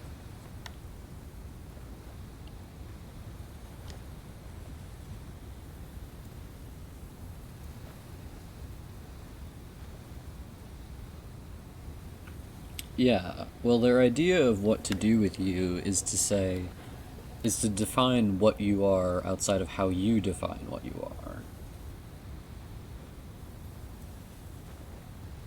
They're just, like, it's like when people decide for trans women that trans women are all men who imitate women for sexual kicks or something like that. They're just deciding for you how you are perceived.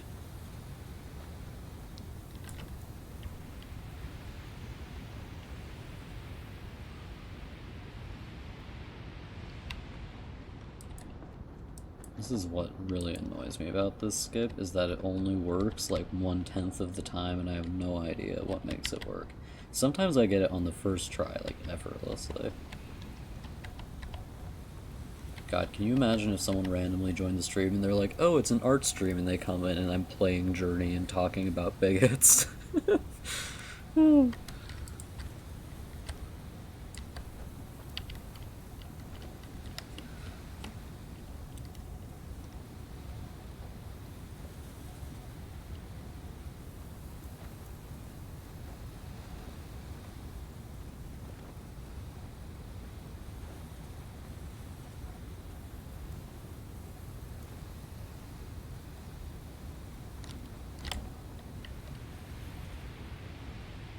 Not even actually looking at my screen right now. I'm just like looking at chat wherein no one is talking. Jesus Christ, I hate this one. This is like the worst charge boost. It's so tall. I think I just need to charge it for longer, maybe. I'm not actually convinced that charging it for longer changes anything. It doesn't seem to sometimes.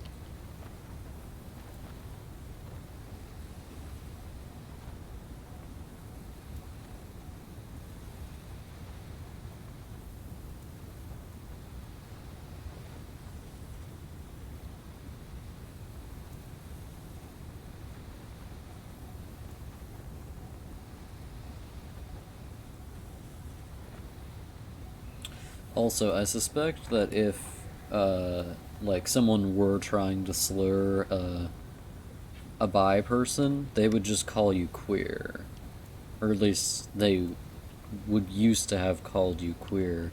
They'd probably have a different word for it now. Other than, like, the classic, like, the top three, if you will, for gay men, lesbians, and transgender people. The classic three.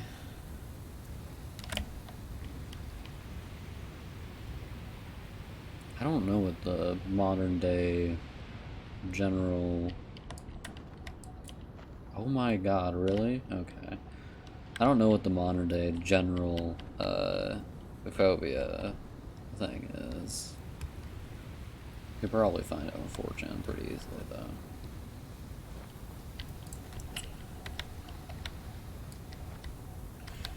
Well, homophobia and like, hating, like, the very general kinds of LGBT people isn't as socially accepted, so they'd use words that are less, like, obviously slurs. They would use words that are minor, so to say. Like, they'd call you confused. And they would be patronizing rather than hateful, is what I mean. That's more acceptable now than, like, just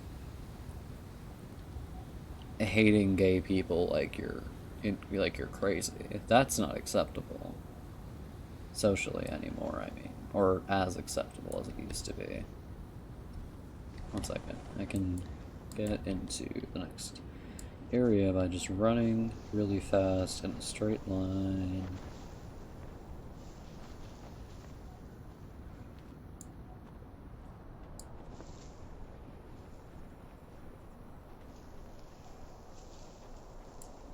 Am I going too fast for it to work? Do I need to just walk?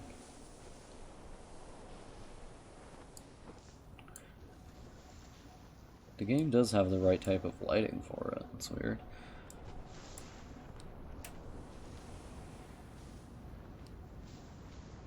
There we go.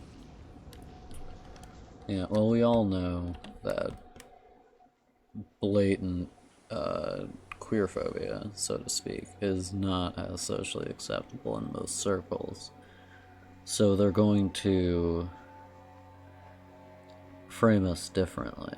Instead of, like, as someone who wants... Well, they're going to... Rather than framing gay men and lesbians as people who want to rape their children, they're saying, now it's trans people. We have a new demon to hate. And then about gay women and lesbians, excuse me, gay men and lesbians, they'll just say, well, they're just confused. Sexuality is difficult, and it takes some people a very long time to realize that they're straight, and that, in fact, they were just attention-seeking the whole time. Which is, in their brain, just treating everyone who isn't like them like they're children. But instead of being hateful, they're being nice. They're not saying, I want to hang you up by your heels, and they're not, like, threatening violence on us. They're just saying that we're stupid, which is so much better.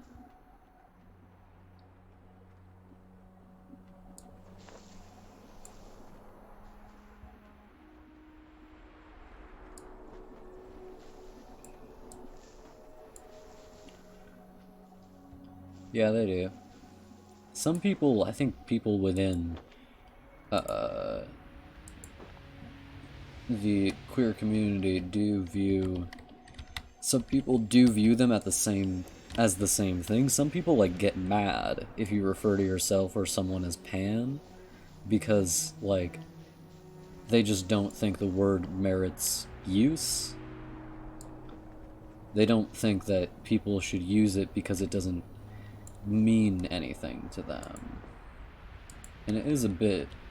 I don't actually know what the technical difference between being pan and being bi is, because there's actually a lot of disagreement about that. So, like, I kinda get where people are coming from with being like, I don't know why you use pan. It's like, I don't know, it's kinda like how I feel with,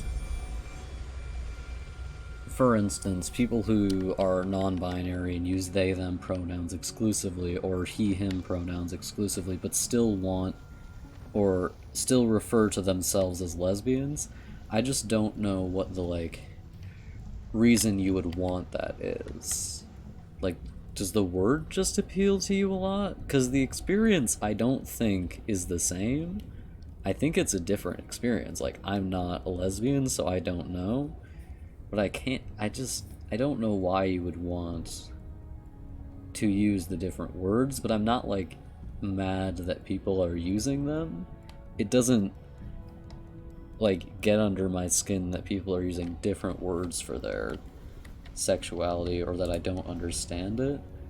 But some people get like the same feeling of confusion, I think, about pan people, and instead of being like, well, I don't understand it, they're like, there's something wrong with you. You using weird terminology is just going to confuse the straights and make things harder for everyone else. This fucking thing over here.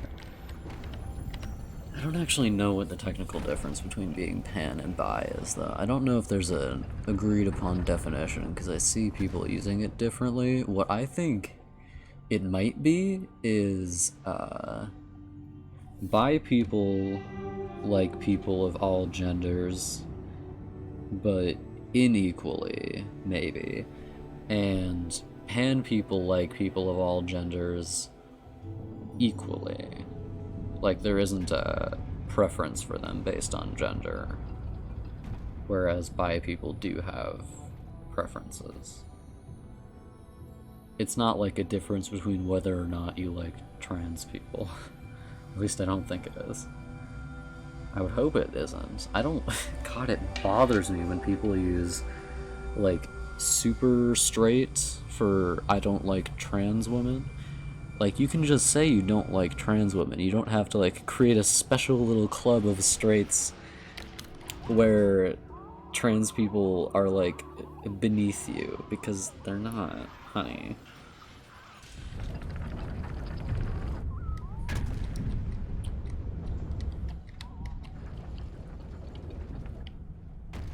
Like, that kind of exclusive language really bothers me. And it's probably something you see mostly in heterosexual groups rather than,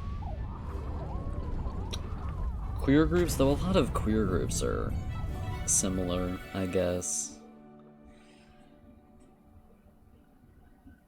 We get mad at each other a lot, which is funny. Like, online we get mad at each other a lot, and I only, like, vaguely view this beefing that we do every once in a while.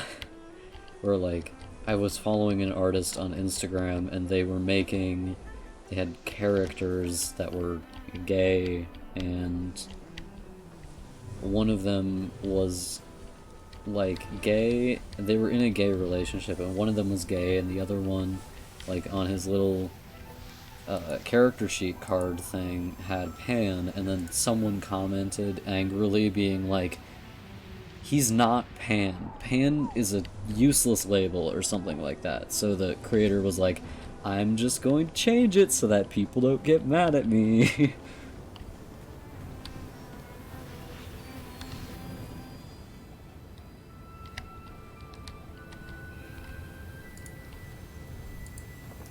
But I don't know why we devote so much energy to being angry at each other. Where the hell? Oh, were they in the basin?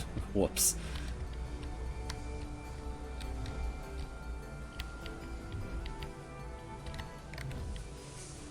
Personally, I just don't have, like, any will to be... Yeah, you have to add a new prefix for every new gender. So if there's, like, demi-boys and you want to exclude both trans boys and demi-boys, then you have to be, like, an ultra super gay man who's definitely not an asshole.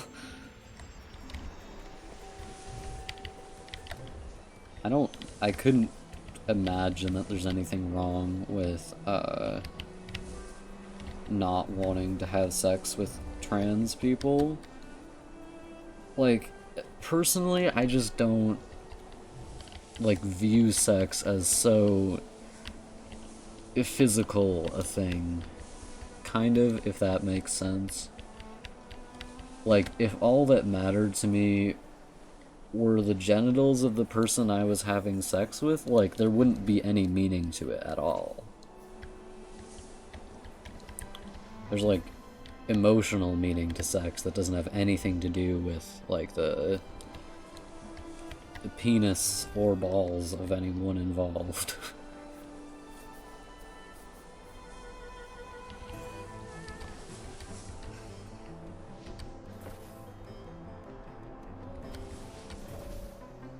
Yeah, I'm a super ultra Saiyan straight, so that means that I actually hate all women except for trad wives, so yeah, I'm just that much more straight than you.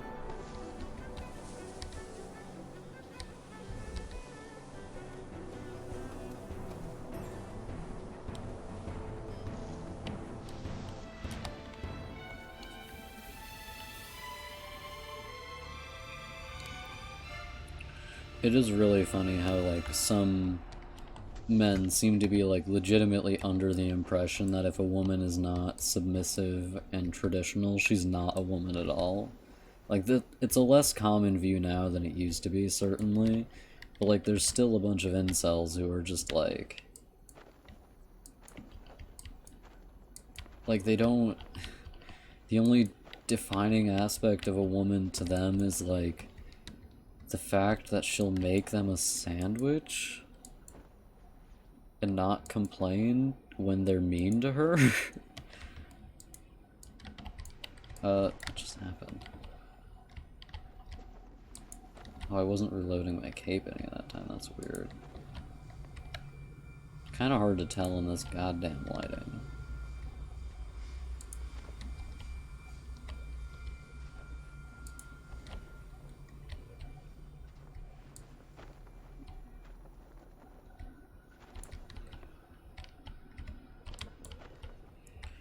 Destination's distant, but I don't care.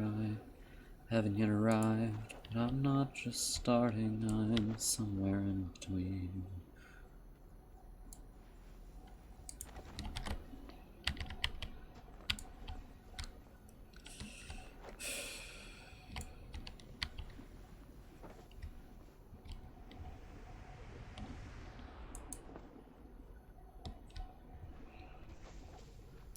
It's really interesting, being a boy who's, well, for middle school at least, most of my friends were girls. Most of my in-person friends were girls. And being around other middle school boys who are, as we all know, monsters, like legitimately awful.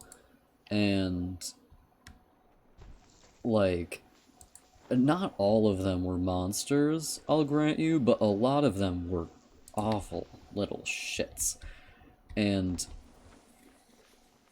like, being around them myself and being like, oh, here's a guy and he's kind of a bad guy. I don't feel any fear for him, really. He's just, like, not fun to be around and uncomfortable. And then hearing from, like, your girlfriend's perspective, and she's like, oh yeah, we're all, like, scared of him.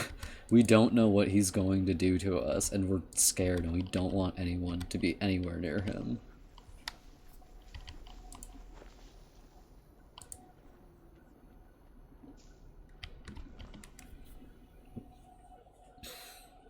Like, the amount of things that they feel so entitled to. And it's different for being gay in a way. Gay guys tend to be a bit nicer than straight guys, which isn't to say we're all nice, because we're not. But we're not, like... At least if we're going to, like, sexually harass someone, they're probably, like, of similar size and strength to us, and not, or there's a greater chance that they'll be of similar size and strength to us, and not someone, like, half our weight.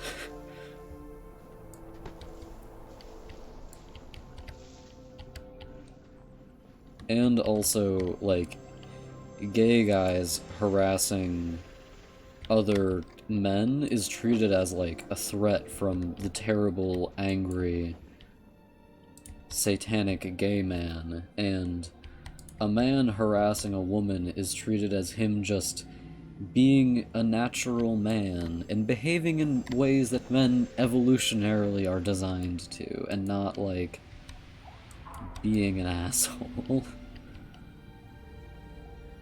So, like... And I wasn't the sort of... Or at least the sort of behavior you would expect from straight boys toward gay boys didn't happen as much in my school. First of all, because there were basically no gay guys, because it was middle school.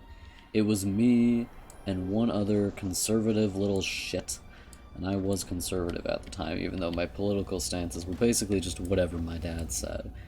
And the conservative little shit was, like, only friends with girls, and so was I, almost more so friends with girls than with anyone else.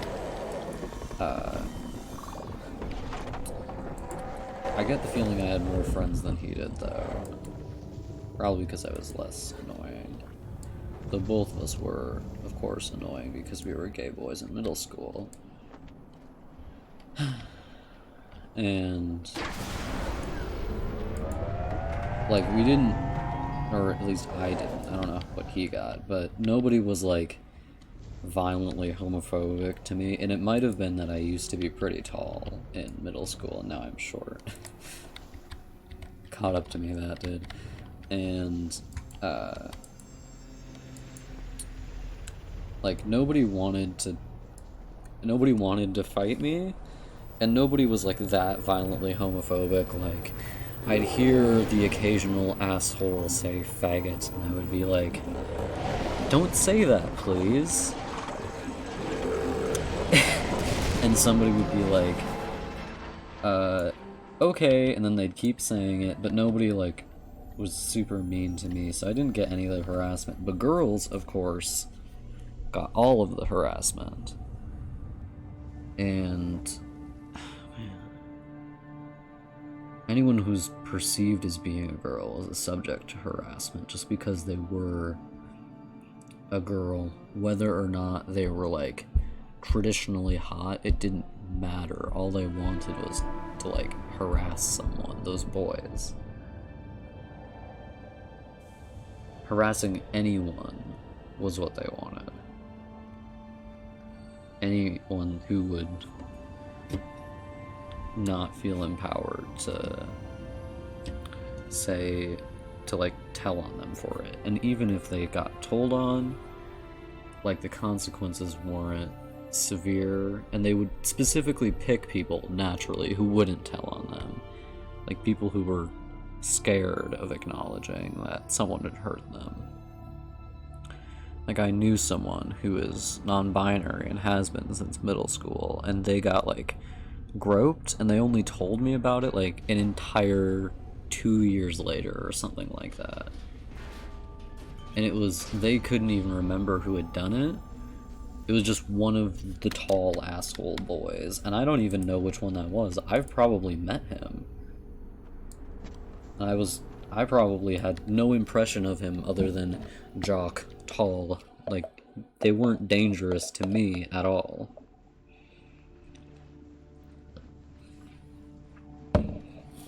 But to all those girls, and anyone they perceived as willing to be threatened, or, like, just not capable of fighting back, they were like, yeah, subject to harassment right here. I think non-binary people probably get a lot more of that shit than even, like, normal girls do. Sorry, than even girls do. Why did I say that? I'm sorry. Non-binary people get more of that shit. For some reason, most of the non-binary people I know are AFAB, and it does... I still have... I have a cisgender brain, and it's hard to, like... I don't understand non-binary people super well, even though I've known non-binary people for quite some time. I still... My brain is stupid.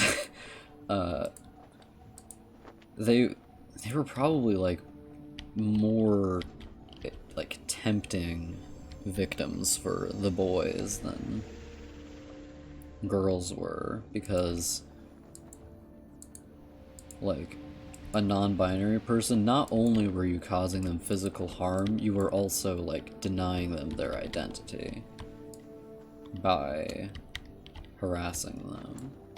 It's like, well, the reason they harass people is because they want to feel powerful, right? And being able to deny someone's identity by merely touching them, what a power play that is. Of course they want to do that.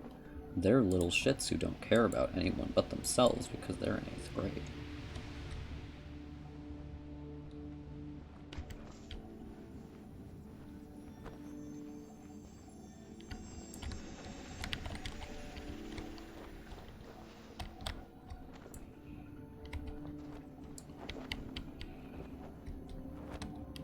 It's just really interesting how, like, viscerally different it is to be a boy than a girl in, well, every setting, obviously, but especially settings where everyone is young and not as inhibited, and the people who are the most mature are the ones who are treated as strangers, like that non-binary person. Very mature, very interesting, has developed interests as well, and they're the subject of harassment. And no doubt a lot of other girls are too.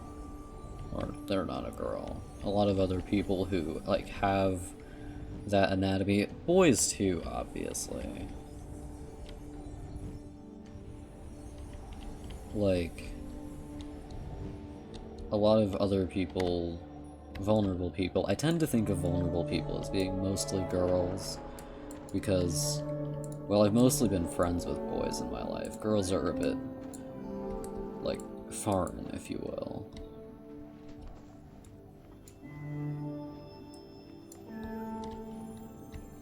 Not purposefully. I tend to get along better with boys. And non-binary people. A lot of the friends I have end up becoming non-binary people. I wasn't friends with that person before they were non-binary, though. The person I knew in middle school, or still know, it just sucks. Like, I don't know why boys, well, I do know why boys do that shit, but, like, it's just awful. They can't control themselves at all. They're little shits. The way they behave is just indefensible.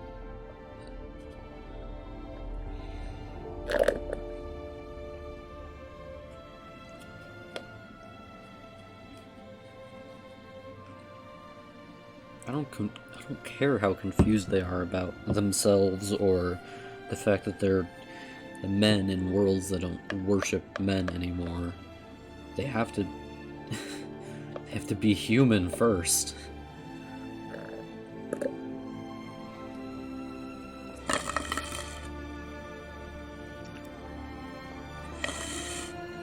I think a lot of the, like, this is actually a parallel I've noticed. Religious people are terrified by the idea that the universe is not about human beings, that we are not significant on a universal scale, that we aren't the center of the universe, is scary, so scary to them. And to me, it's never bothered me. Like, I don't feel that, like, my worth is decided by whether or not my species is at the center of the cosmic theater. But to them, it's just awful, the idea that they're not the center of the universe, like, literally. And it's the same thing for how a lot of modern men are behaving. Like, they aren't the center of the universe anymore. The whole world isn't about them, and the only thing, and what was propping up their ego was the fact that the world was about them. And if the world isn't about them, then there's something wrong with it.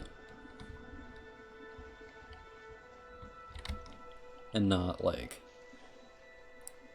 you're just not the most important thing in the world. We're all important. And we're all meaningless because we exist on a tiny planet in the middle of the infinite cosmos, and it's fine that we're all tiny and we're not special, and you don't need to be special to be meaningful.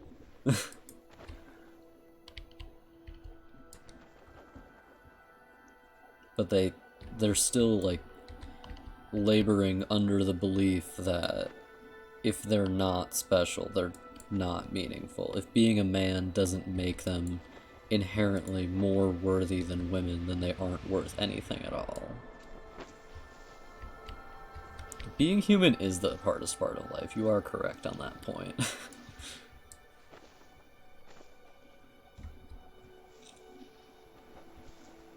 It's a real black and white way of viewing things, and I think it does come from religiosity, if you'll allow me to use a fancy word.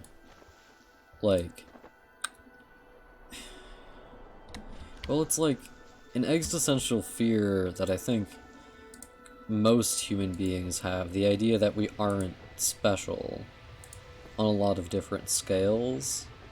Like the idea that we aren't special to our families, and then the idea that we aren't special to our culture, and then the idea that we aren't special in the world, and then the idea that we aren't special in the cosmos. And like the different religions answer for different of these, for different concerns. And for Christianity, it answers, well, I don't know if it actually answers this in the Bible, because when the Bible was written, it didn't like matter if we were special in the cosmos, because there was no cosmos. There was like 1,000 square miles of world that people knew existed, and that's it. And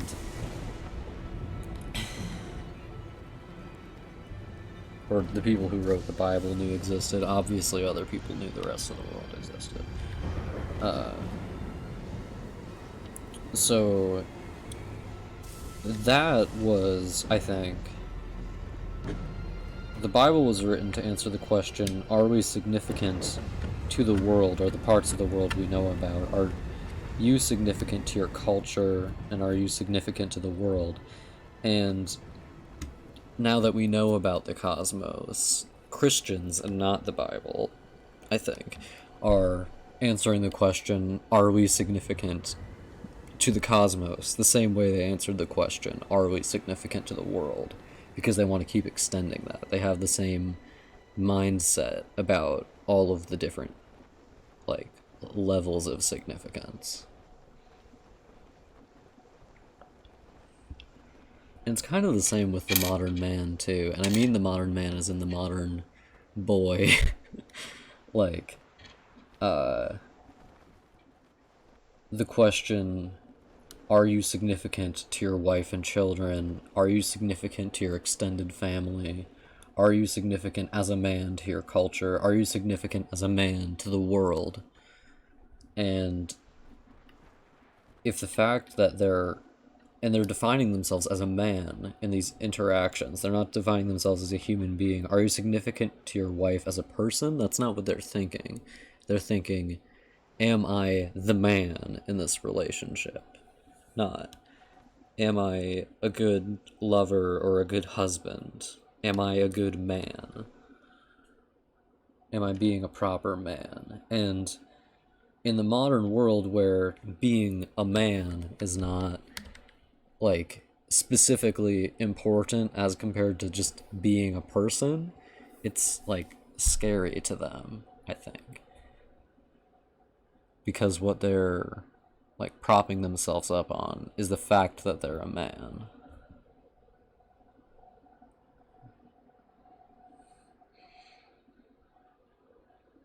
Yeah. That's probably true. We have a lot of intrusive thoughts. Everyone does.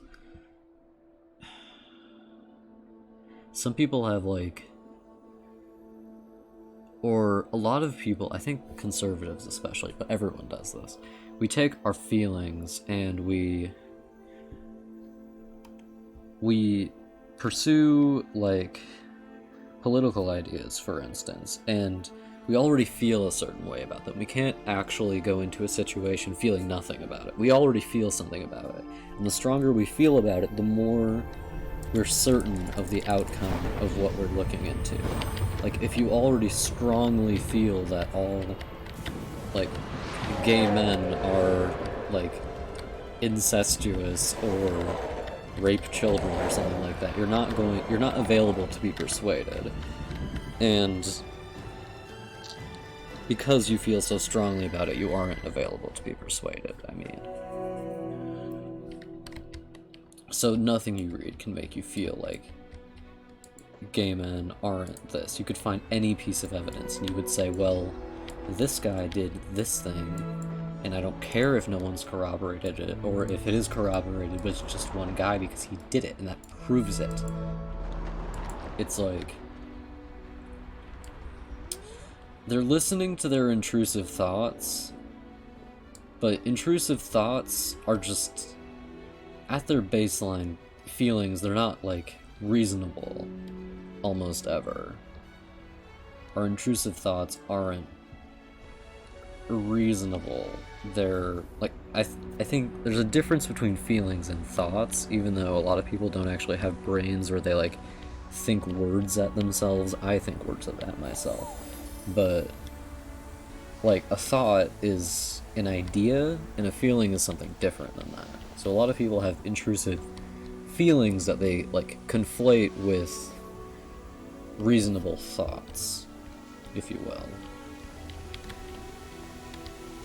Like, someone who's scared of something, but they think to themselves, I am not scared of this. I have looked into this. It is dangerous.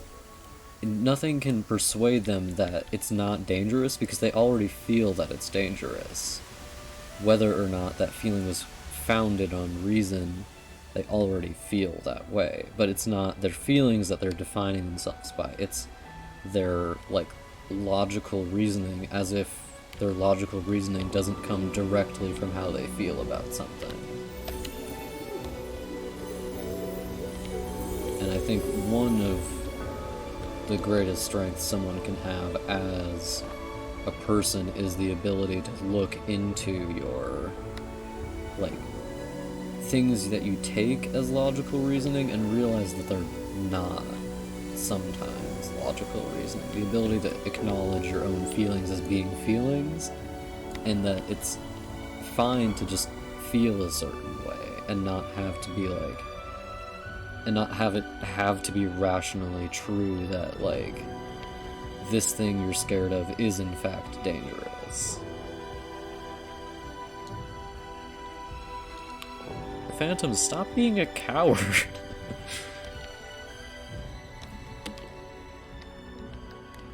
And saying you don't pick a side is not true, because you do. You don't have a choice about it, unfortunately. We all exist in the world whether or not we want to.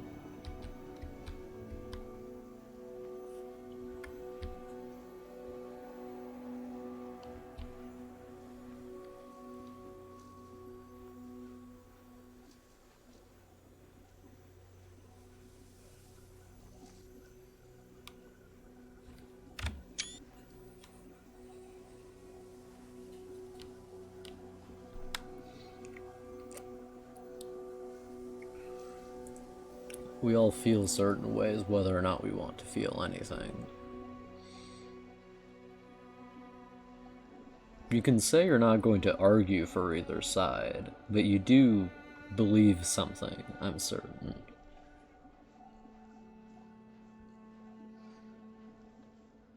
You would not be human if you believed nothing.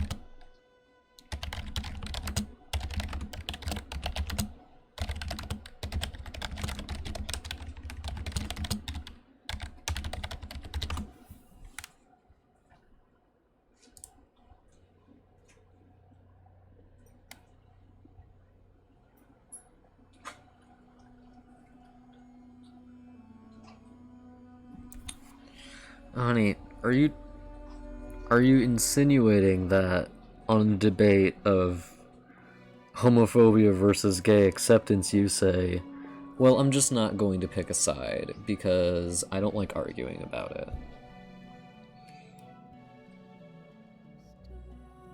Would you not, would you, like, take, if someone walked up to you and said, Phantom, I think you're a piece of shit that should go to hell because you like boys, would you not say, shut up, I don't care? Or would you say, I don't really have an opinion on it? Which of those responses would you favor?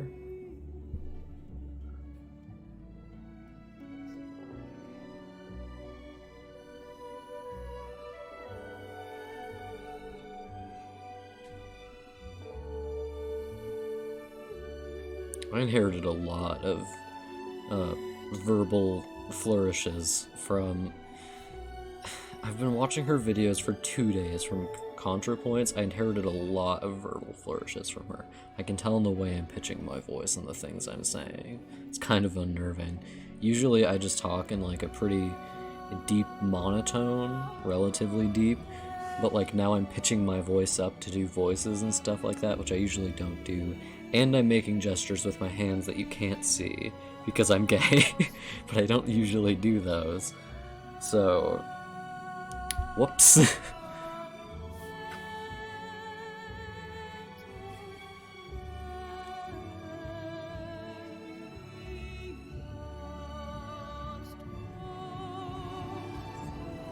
So you would be taking the stance that you don't want to argue with them about you being... So you would be choosing to not give your opinion on it, but you would still have an opinion, right? You wouldn't think, well, I don't really care whether or not I deserve to go to hell. Would you think, I don't care if I deserve to go to hell? Would you actually think that? Like, for me, it's a bit unnerving, the idea that someone might, like, consider me disgusting for something that doesn't harm me or anyone else, that I have never forced on anyone. Like, it doesn't feel good. It makes me be like, well, I haven't done anything wrong. I feel like at least a certain way about the way other people think of me. I don't feel empty about it. I really like this shot here. I wish that it didn't have text scrolling over it.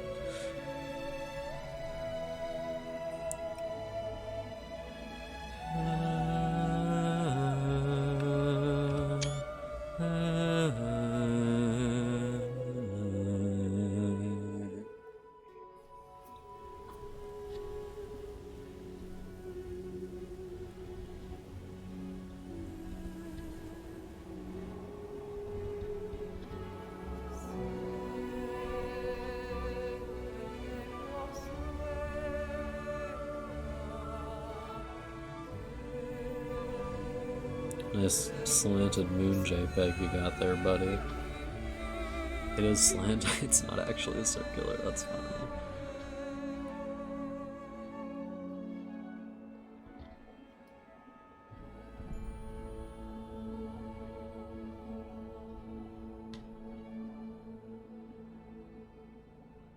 Phantom, ultimately I can't say you're wrong for being... what's the word? Well, I'm not saying you're supposed to do anything about... Thanks, Adametti. I didn't actually see you, Van, thanks. I don't think you're supposed to do anything about it, but you do feel a way about it, right? Like, it does make you uncomfortable. You don't agree, I think. I figure.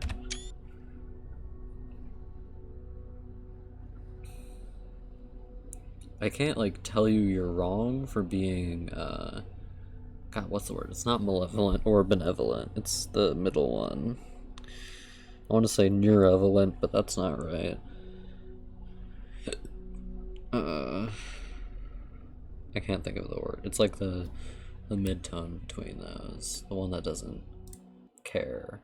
I can't tell you you're wrong for not caring, because I don't think you are wrong. Whoops, wrong one.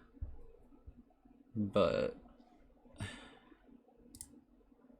I think you should care. I don't think there's anything, like,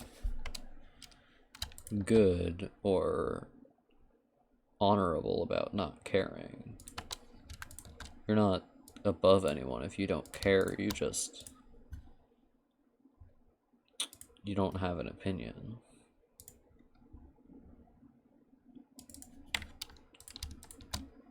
And if you don't care,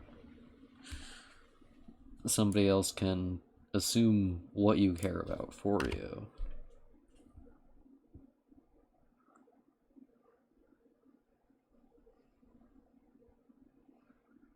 So you believe you do deserve to exist.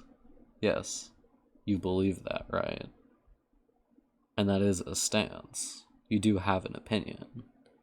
You believe gay people or bi people do deserve to exist by saying, I deserve to exist. Or maybe you're the only gay person who's allowed to exist. I say gay because when I talk about queer people, I just say gay. I don't mean like specific bits and bobs. Just all of us. All of us are gay at the end of the day. Alright, so the one that has been decided on by the public is, because I am democratic, this one. Whoops. This one.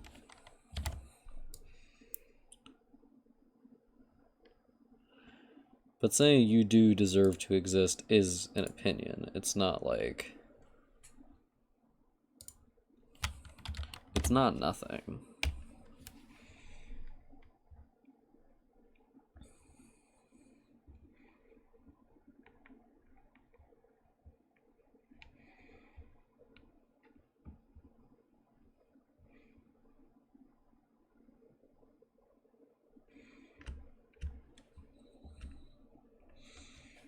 It's a pretty normal opinion, I dare say, but I do know, of course, some gay people who don't. Or some gay people who believe other gay people deserve to exist, but they don't. Other people are allowed to be gay, but they aren't.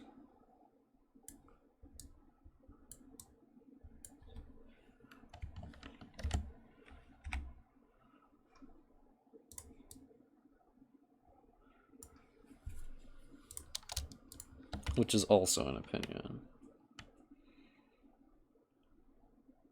Do other people like you deserve to exist, Phantom? Pray tell? Do you think I deserve to exist? Because that, again, is an opinion. If you believe I deserve to exist, you do have a stance on the issue, whether or not you want to have a stance on the issue. Like a pretty baseline moral stance, but it is a stance. Because some people would take the opposite baseline immoral stance.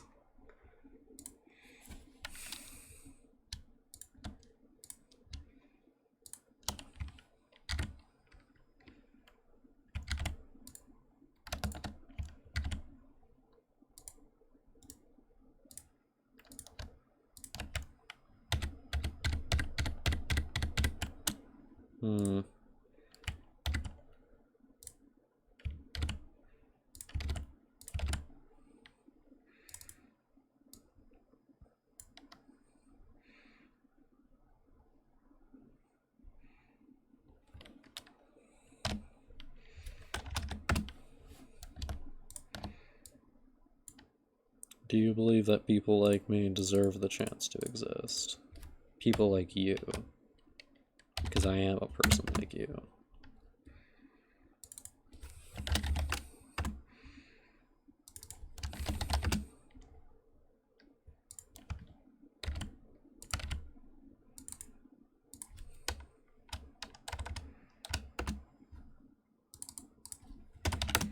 as a rule.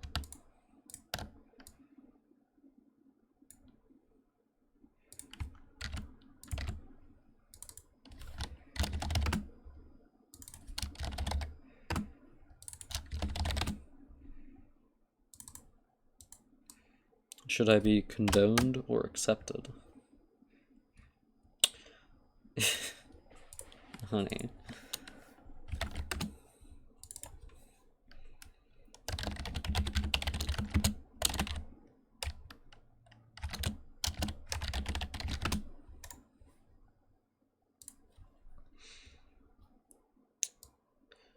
Is what I feel valid?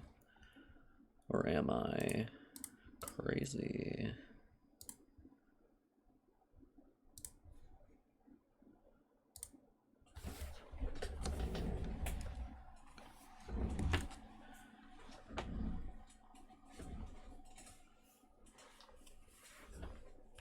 The point of me saying all this, Phantom, is that I don't think having no opinion is good or makes you like the reasonable side of the debate. It just makes you the side of the debate that's willing to tolerate both freedom and tyranny. You see, I am truly benevolent, as I am willing to tolerate both the people I like being hurt and the people I like living their lives the way they want to be lived. I am truly perfect.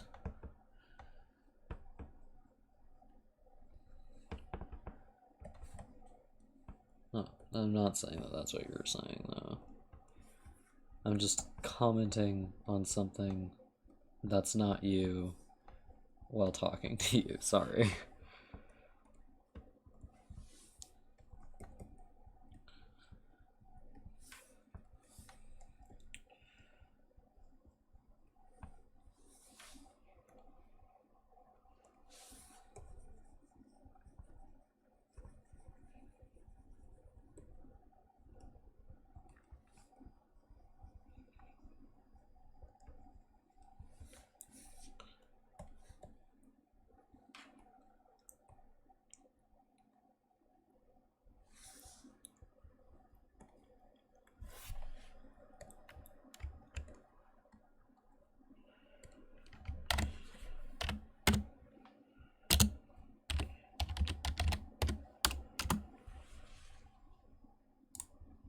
Need to close Steam.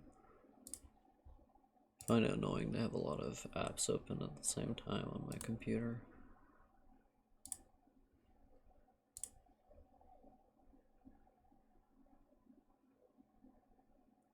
Like what I'm thinking of is the idea of like the true centrist who is willing to tolerate. Why is that? Why? What is going on? Did the thing get pulled out? Why was it playing on the normal speakers? I am a true centrist. I tolerate both hatred and love. Why is it still playing on the thing?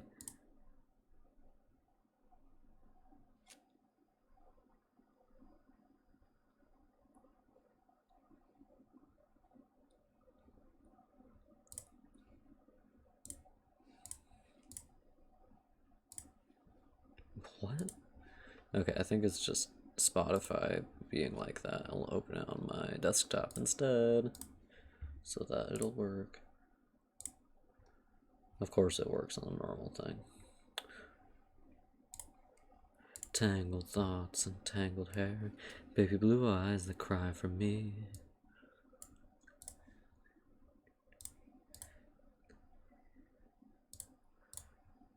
Soon I'll be high till I'm 90. Gentle spirits, heart to heart, hiding on the lawn and making sparks, making's lovely. Soon I'll be hightailing I-90. There'll be construction on the way, a summer job with decent pay, filling holes along the road. I done things they never told, don't tell nobody. Soon I'll be hightailing I-90. I-90 soothing me, moving me to be a better man.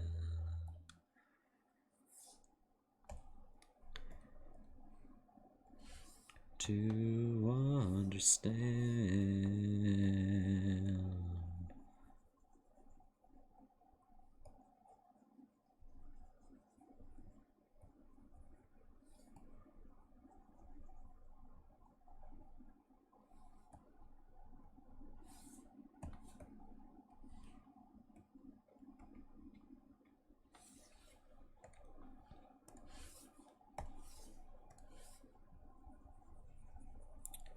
Soon I'll be hightailing I-90.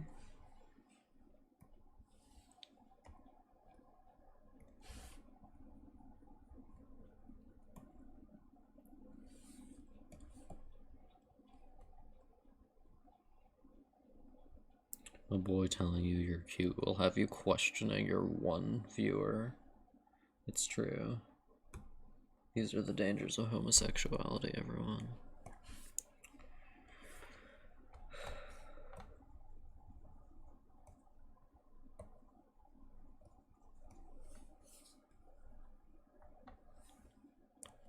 Usually with green, you don't want to go super saturated because it'll look weird. Unless you're doing that specifically. Soon I'll be hightailing I-90.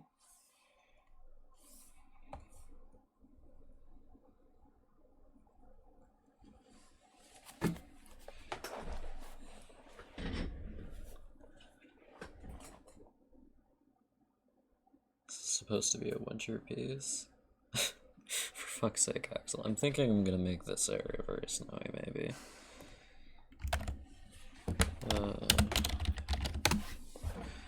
Soon I'll be hightailing I-90.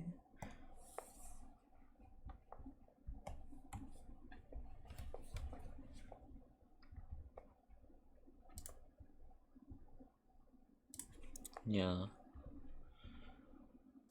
Soon I'll be hightailing I-90, yeah. I'm doing the ContraPoints, yeah, thing. What's her thing now? Being a cat girl? Don't you mean cosplaying as ContraPoints?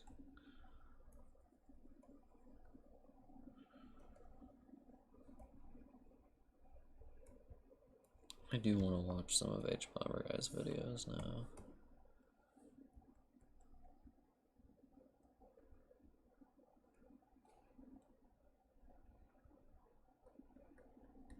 What you're going into, can you feel a change? From inside, you're not the same. You no longer want to hide.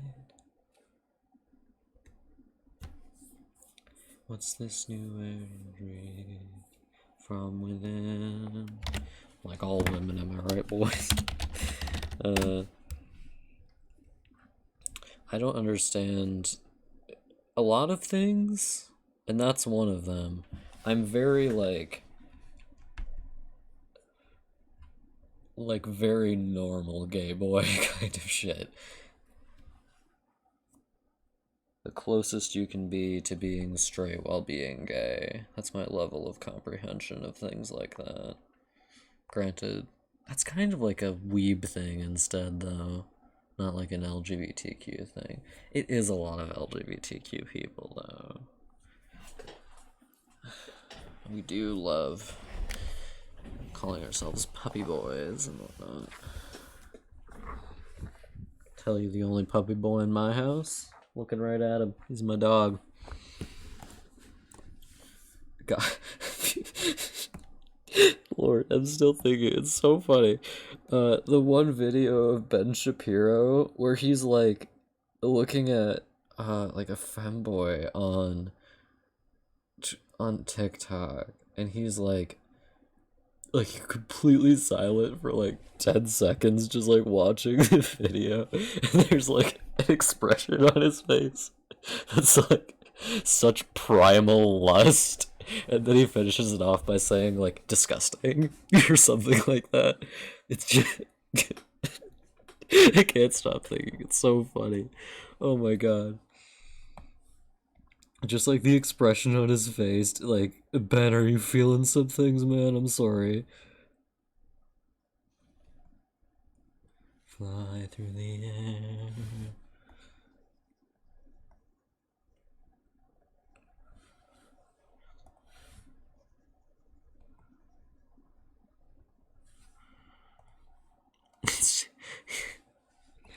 He's just like the expression on his face is like so perfect. Like, Ben, honey, are you okay? So true, bestie. Actually, my cat doesn't like me. Do cats actually do that? Never had a cat that's done that.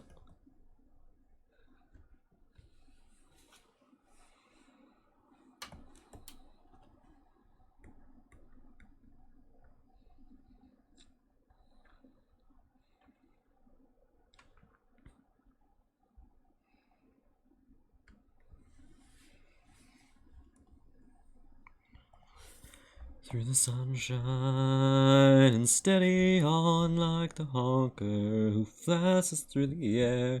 You can hear them coming and you step out and stare. They're in chevron formation and they'll follow their leader who'll tire when she's flown through the sunshine and thunder.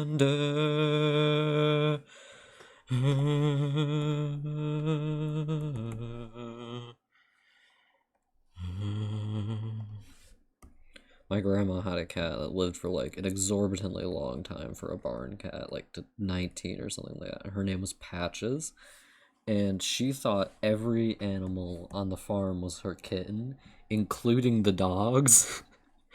Even when the dogs grew large, she was still like, yes, my kitten. I think I like this one the most. I'm gonna put it up to public critique again. Thumbnails 3. Put some numbers on this one to stop being so damn confusing all the time. And I'm living for the feeling I can't understand. I've gone away from all I have known, and I'm holding on to freedom, so I won't be coming home.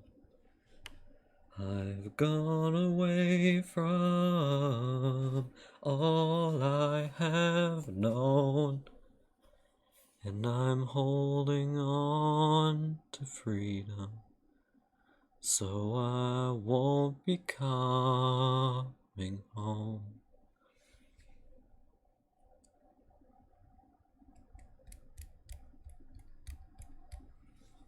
I have to label all my layers. A little inside emotion, but it's nothing I can't take. A little part of me's been sleeping, but I think it's now awake. And I see it in the summer and the way that it's dying. Life is so much deeper in the feelings I've been fighting. So I'll follow my heart now, 'cause my mind's been misleading.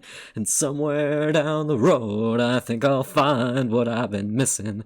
I finally found a reason, I think I've finally found an answer. Somewhere in the seasons are the feelings I've been after. I have found a reason, I think I've finally found an answer. Somewhere in the seasons is the only thing that matters.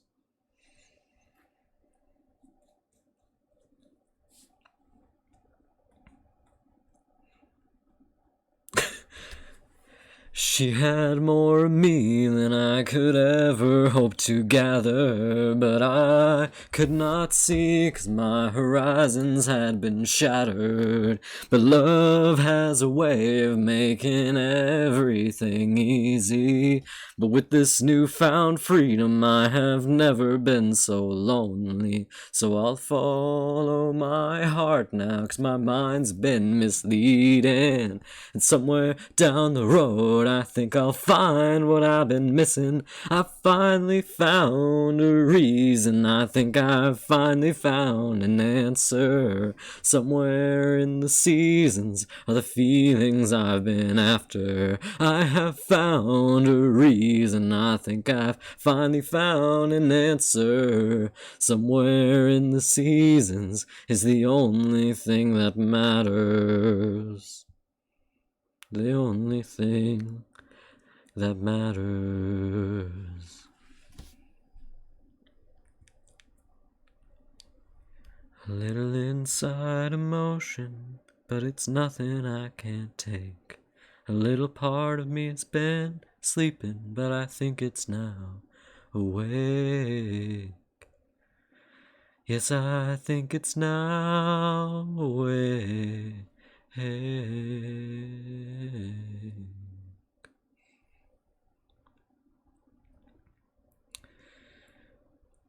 I didn't have to think about a single lyric in that song because I've sung it that many times. Like, there was a part where I was like singing and I was like, oh, I can't remember the next lyric, and then it just came out of my mouth anyway. Like, I can't remember the next lyric. Oh, there it is, I'm saying it.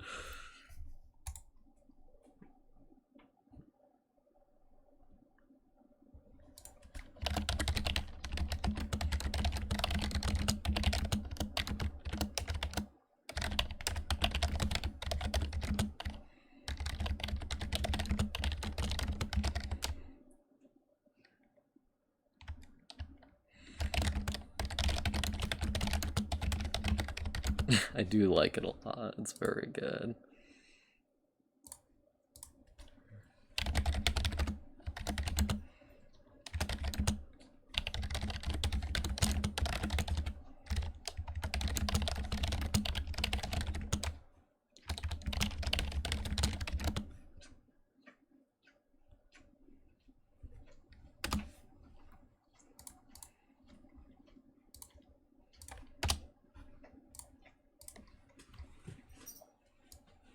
One second.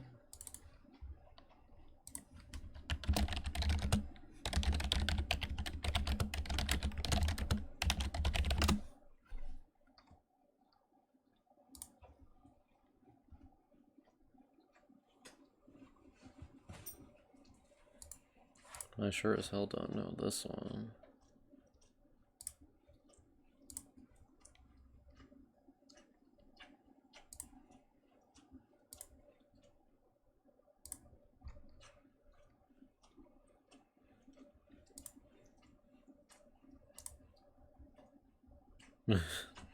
Very fun. I hope she's alright.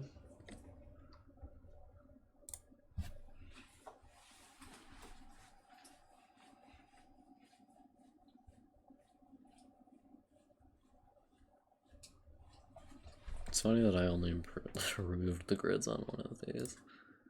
Been streaming for 4.5 hours now. Good God, I'm out of control. I don't really like this one. This was the first one they did in the concert? That's a shame. What did they do after this one? Absaraka Air is pretty good. How do they say it? God, I swear they say it in the weirdest way. How do you pronounce that? I look at it and I think Absaraka, like, that's how I imagine you pronounce it.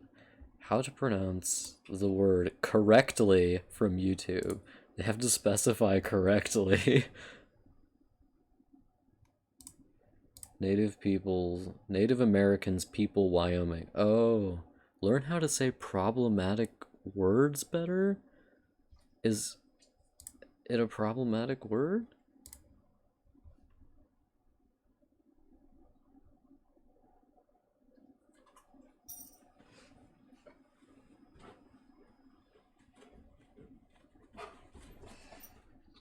Absaraka. Absaraka. Absaraka. Absaraka. Okay, so that's why it sounds weird to me, because Absaroka, it places emphasis on a different vowel. I think usually in English words, if there's a U, if there's an O, the emphasis is placed on it, like in some or in home. What are words with multiple vowels that also have an O? Seom, rather than being Seom or Seom, it's Seom. That's not a real word though.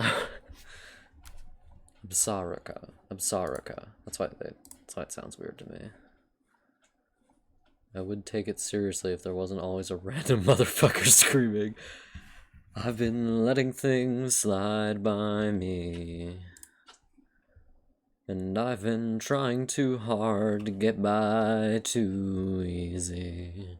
But this morning when my room was only sunshine, I think I finally made up my mind. And I'm headed back home again on the 70 highway. I'm gonna take in that clear Absaraka air and let it take my breath away.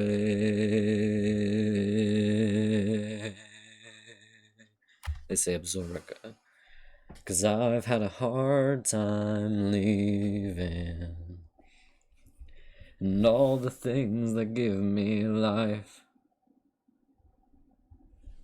So I've been trying to find some meaning, some words of wisdom to move my wrongs into rights. And if faith can move a mountain, tell me what's gonna move my faith. But I believe in that clear Absaraka air, because it takes my breath away. Can you ever go home again and find who you were back then? Well, I'll find the strength to remember all the things I came back for.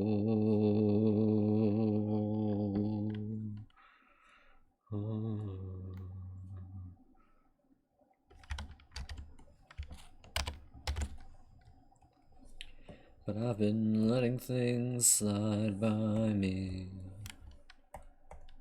and I've been trying too hard to get by too easy. But this morning when my room was only sunshine, I think I finally made up my mind.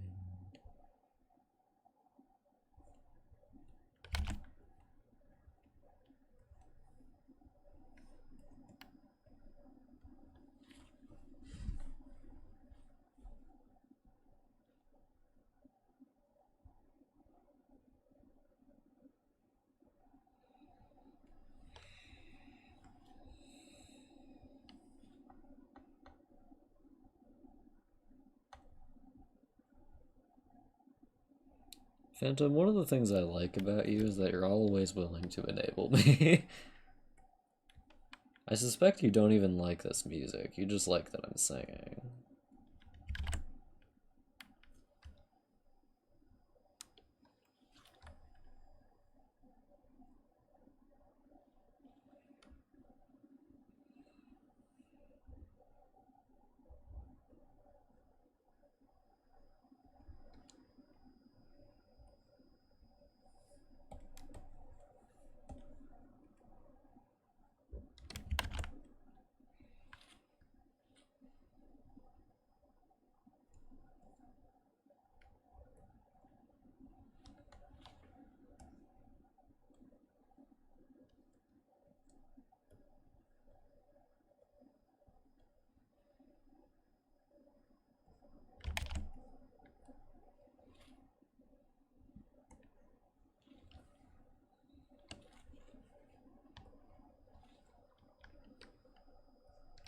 This is why I like Ellen so much. He both likes me and likes the things that I like. Very special for me. Most people like one or the other.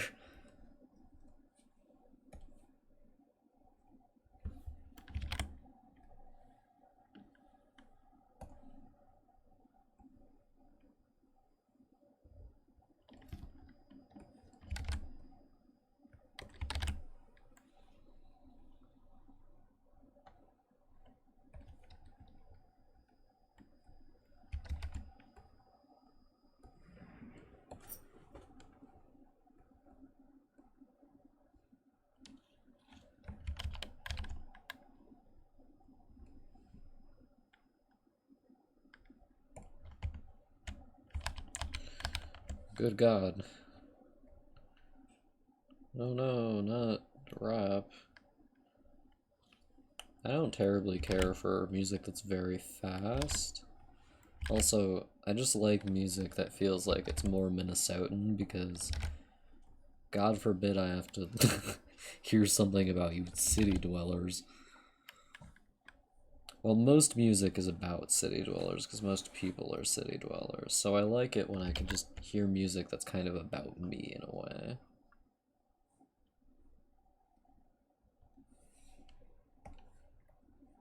Most people in the US are city dwellers, I mean.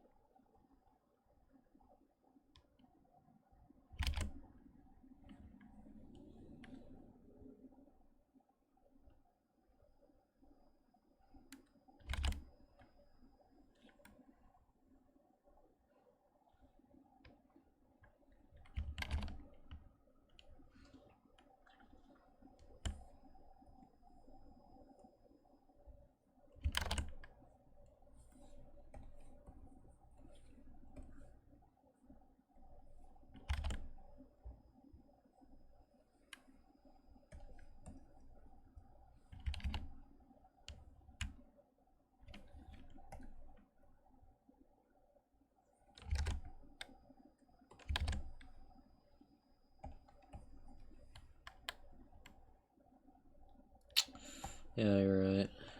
Thankfully, most games I've played have good taste. Like me! Famously good taste in men. Anyone with a man bun.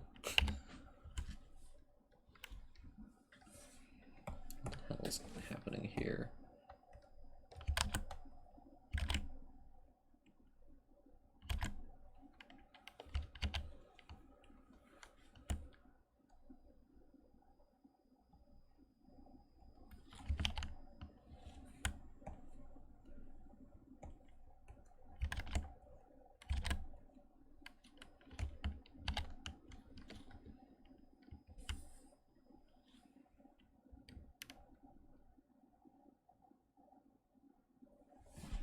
One second, I need to stand up to check this pose.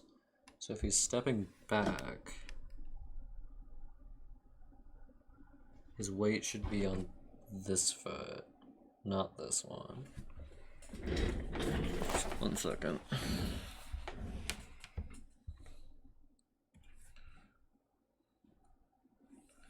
So this one needs to be the one that's directly beneath it, not the other one.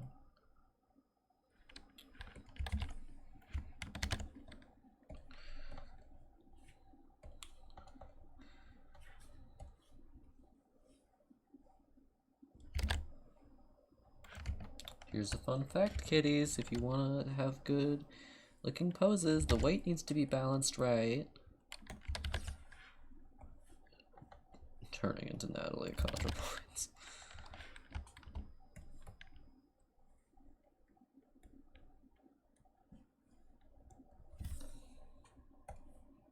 And it's in the business of your nature.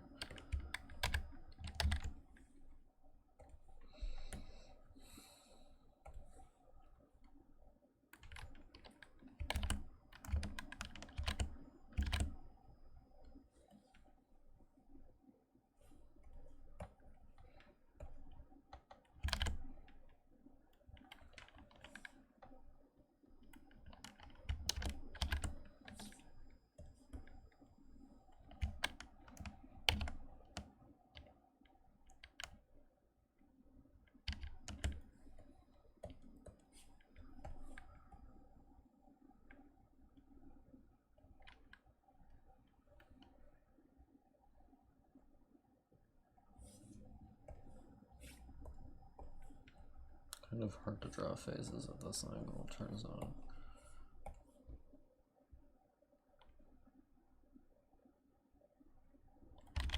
But if you're an anatomy genius like me, it's not hard to do anything. Except for draw faces at this angle. Sorry. Should be more like that.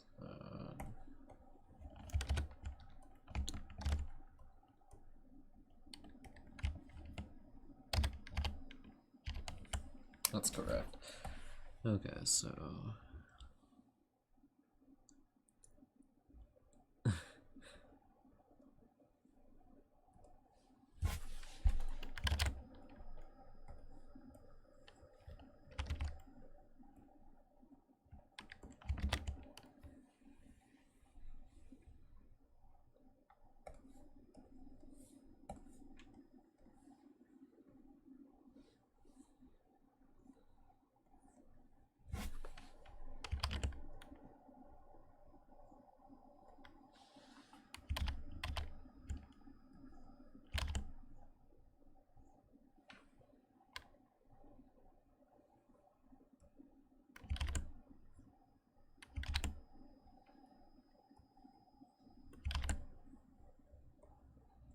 it might be an anatomy genius, actually.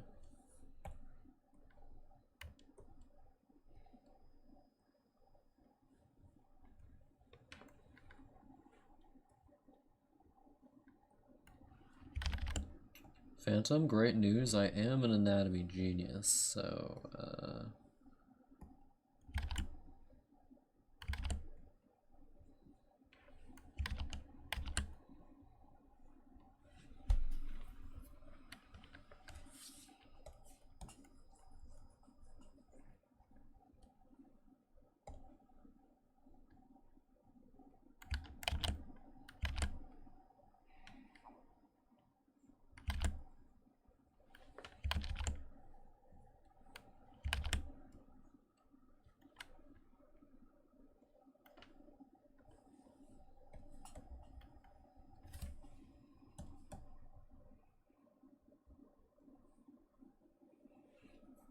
one second. 1 second, kittens. We need to fix this really quick. I shouldn't keep watching her videos. It's destroying me. I'm gonna keep watching her videos. It's destroying me.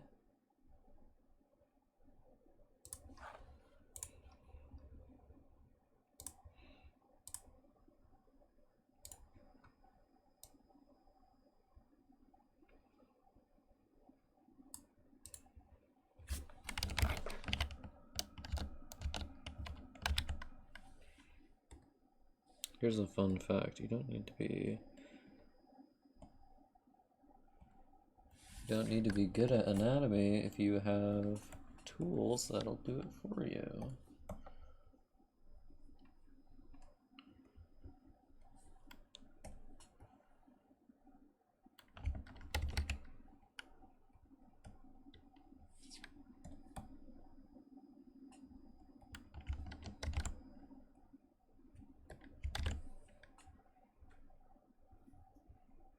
What? Was that a different emote at some point? What I did to my beautiful boy.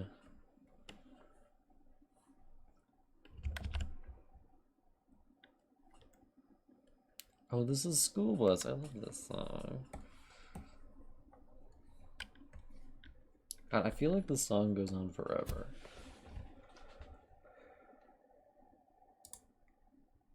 It is 4.5 minutes long, so it does basically go on forever.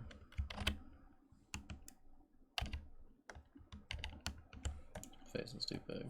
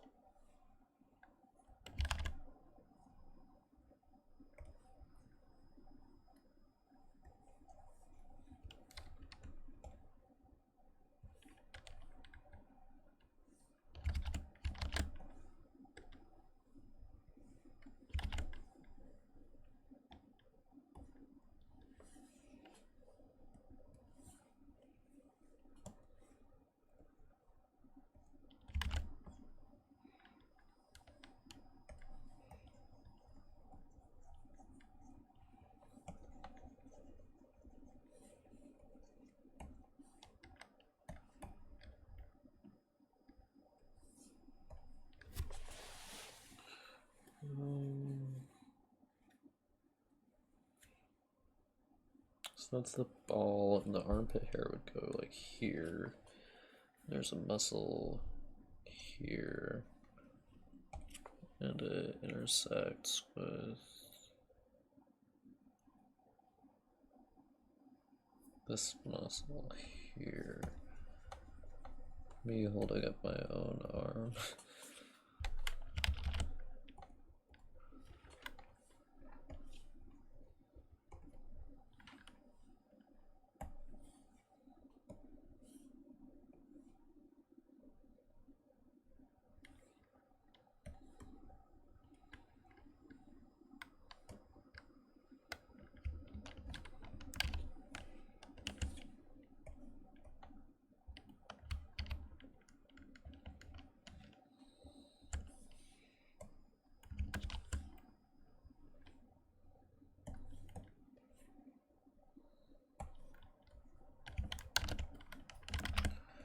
Heard a song playing on the radio.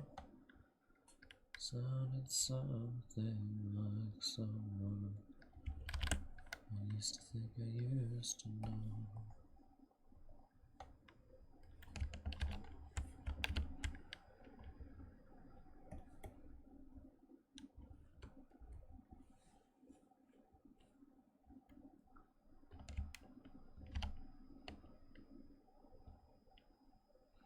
This is the absolute most masculine Shay gets.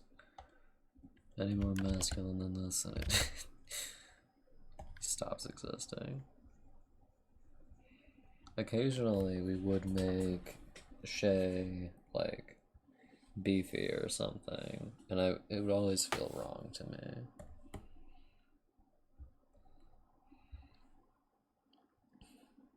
One of his inherent qualities is being very cute and feminine, unfortunately.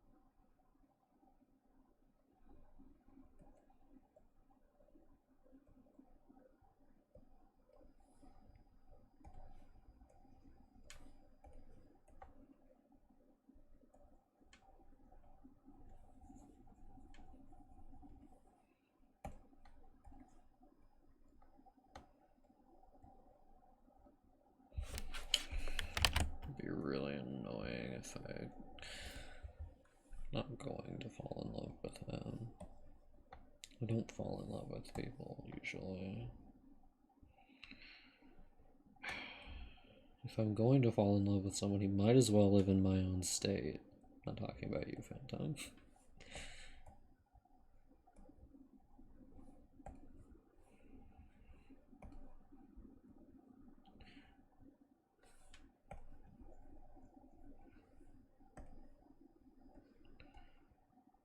As much as I do like you.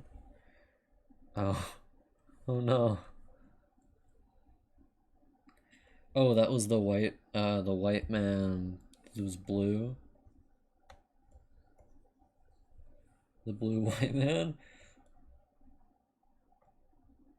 Okay, gotcha.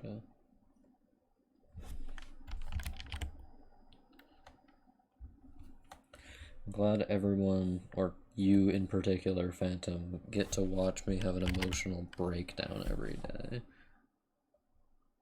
God knows that's what Twitch is for. To view Axel at his full range of emotions.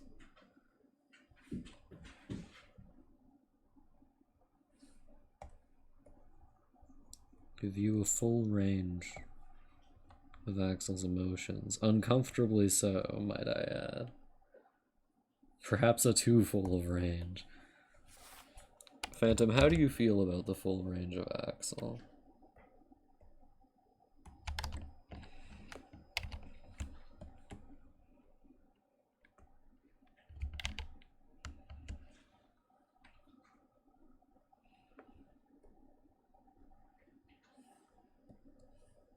I'm gonna make him a bit fruity.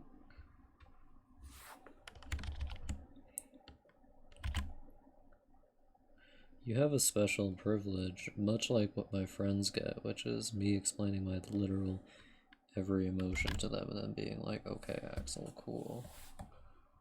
Yeah, making him a catboy on accident. Yeah. Being annoying because ContraPoints is annoying. It's a joke.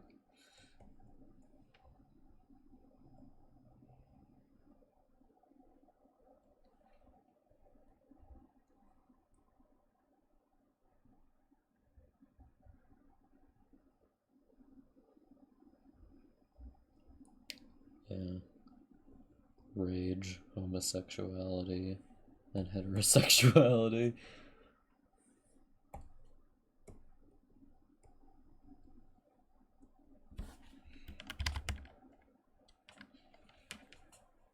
Like most men.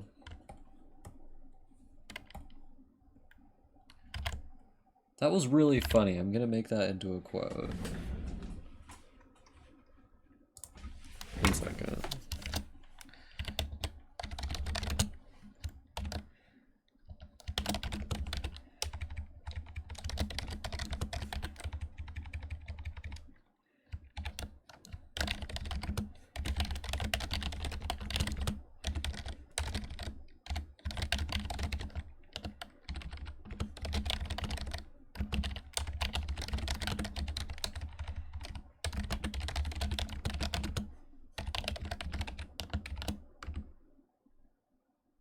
Thank you, Nightbot. Very cool.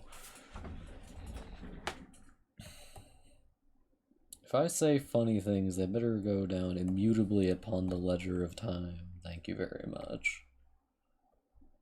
And by that, I mean Nightbot.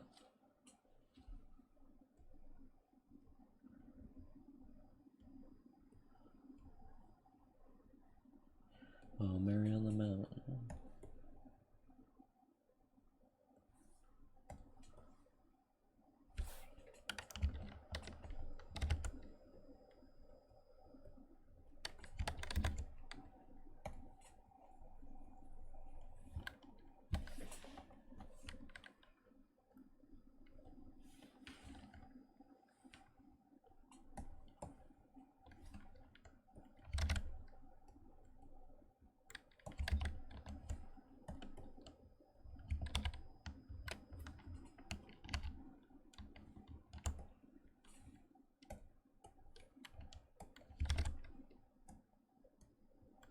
Phantom, I hope the reason you're silent is because I was so funny that I shocked you into complete silence. I like the idea of, like, the reaction to me being funny being, like, completely silent shock.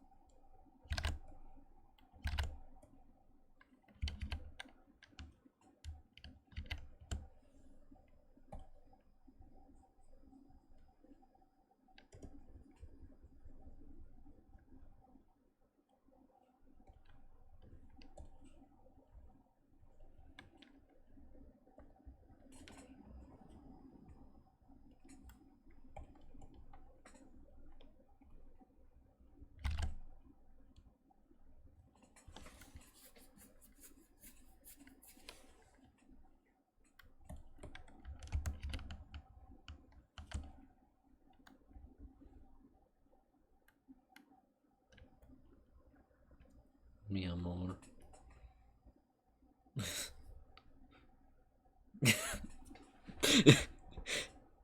Joy, rage, homosexuality. The 3 emotions your average man is capable of.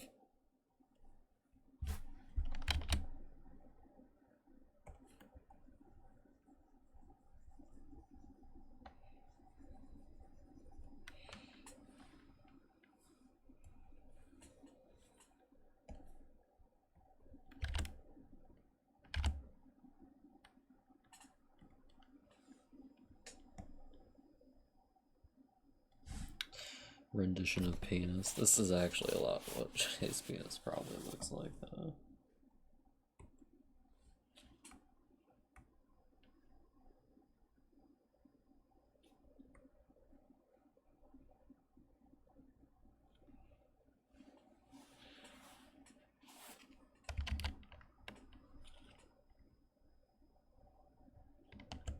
I kind of want to push it farther, like, take this and tilt it back a bit.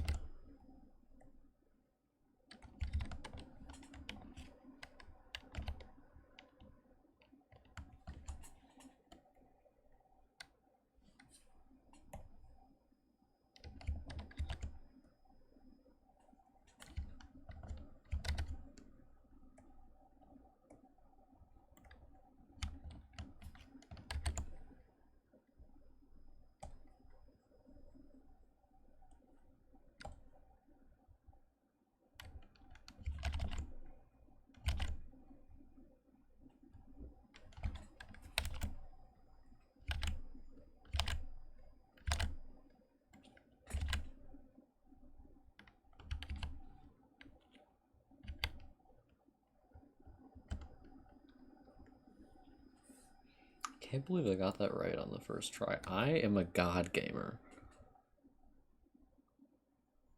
Damn. You're like, I've stopped being able to feel sad. Instead, I am angry. Opposite for me, I stopped being able to feel angry so that I could feel sad. Occasionally something does make me angry, and it's like really surprising whenever it happens.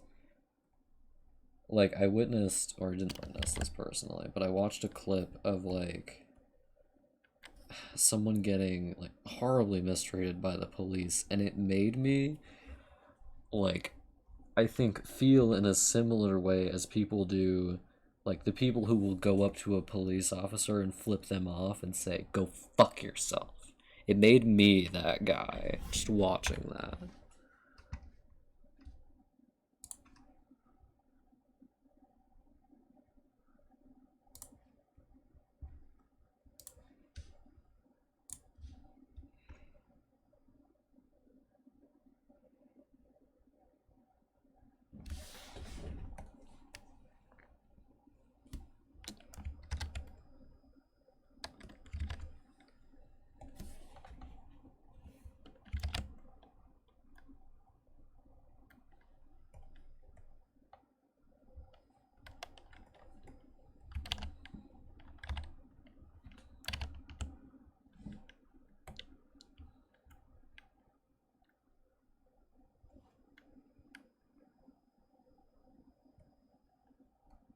See, it's almost the opposite for me. Like, I can acknowledge individual police as, like, people, certainly, and good people in some cases, but I can't acknowledge the establishment they come from as being good if it enables some of them to behave that way. If they're from a system that enables them to be cruel and awful, then fuck the police, not fuck that guy.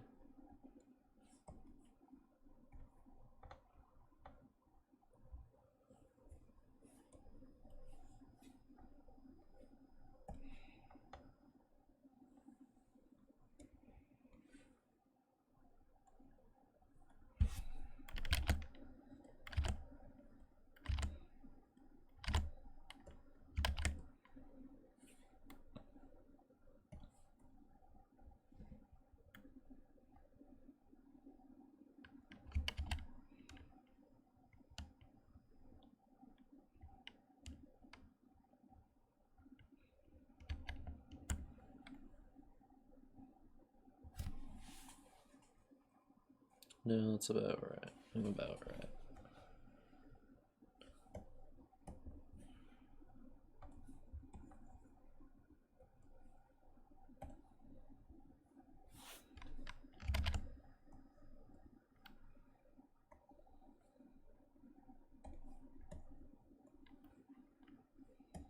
I mean, fuck the guy in particular too, but also the police in general.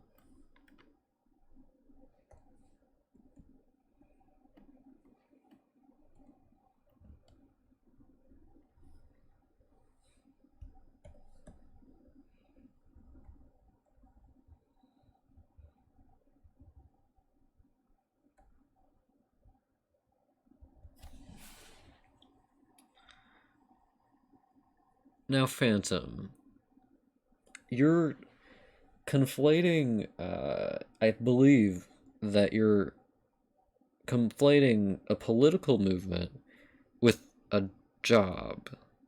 It is someone's job to be a police officer. It is his. It is part of a police officer's, like, job description to brutalize people. A BLM protester does not have a job description. They are not behaving according to a code of law. They're protesting. And we don't have any major protest leaders, at least to my knowledge today, like Martin Luther King Jr. We don't have someone telling us how to behave. And even if we did, and I'm not a BLM protester, I've never done that, but it is no BLM protester's job to kill people. It is not their job to burn down buildings, which doesn't mean they should do it, but it is a police officer's job to brutalize people. It is their right to brutalize people as a police officer.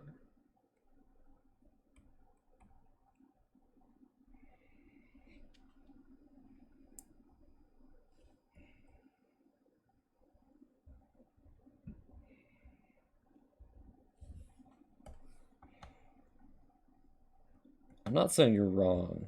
That's just a false analogy.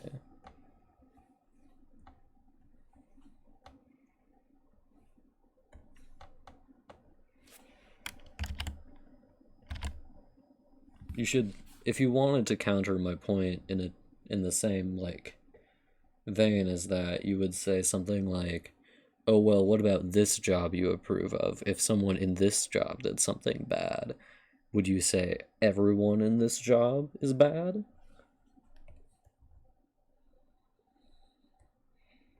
Like, if I approved of politicians, you would say, well, what about politicians accepting bribes?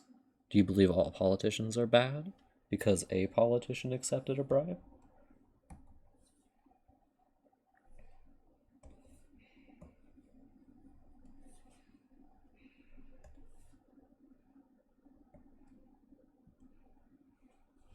None, really. You see, that's one of those issues. It is a very special job because it occupies a very specific social standing. God, what thing did I watch? I watched something that was talking about how police officers occupy, because what their job is generally to do is to enforce the is to protect the property of the rich from the poor, and they do this in various ways, and also to stop crime, but to protect people's property, not to like help anyone. That's what their job is to do. Their job isn't to keep people safe. They're very special in that way. They exist to protect people's property. Like attorneys, but if an attorney could walk into your house and shoot you. Yeah, but is the law. Does the law say that you deserve to live? Because I don't think it does. And the laws they're enforcing aren't freedom of speech. They're enforcing the laws that say you can't protest on the street right now, honey, because it's not the right protest day and you didn't sign the right forms. They're not enforcing the laws that say you are free to speak as you wish. They're enforcing the laws that say you need to do all the right paperwork, and if you don't do all the right paperwork, we're gonna spray you and possibly shoot you. So, sorry, honey.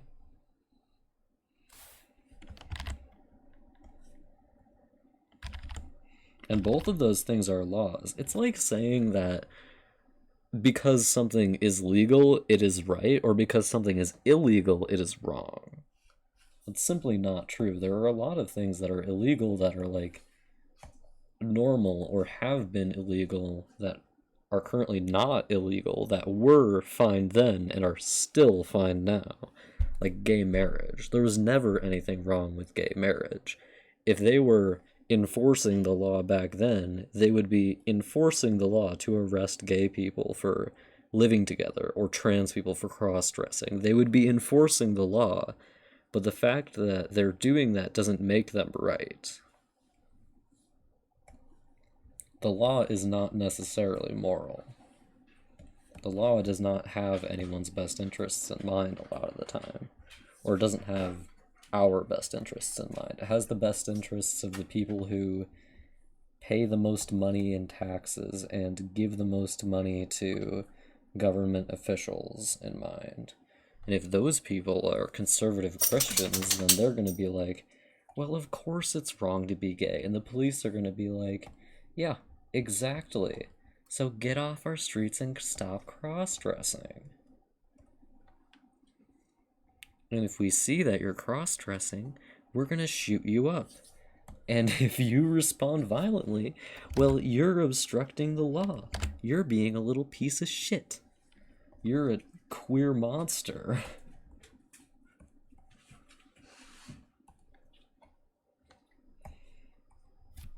The point being, the law is not inherently moral. If it is their job to enforce the law, their job could be different today than it is tomorrow.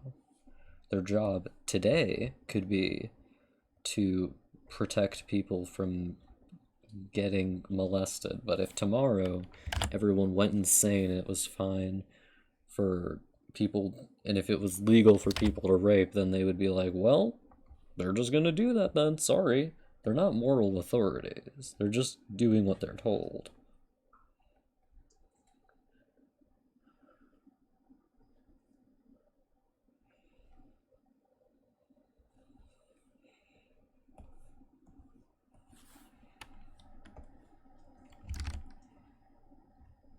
And if they do things that are wrong because they're legal, or enforce immoral laws, I'm not going to congratulate them for them because it's the law.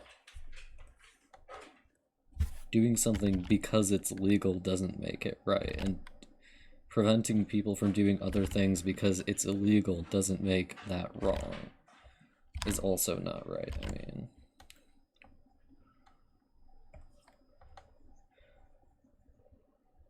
This gets into, you know, a lot of questions, like what laws are legal? How do we define morality? How can we possibly expect police officers to behave in a moral and legal way at the same time? The point being, I don't believe they behave morally generally, and I think it is more important to be moral than it is to be legally right.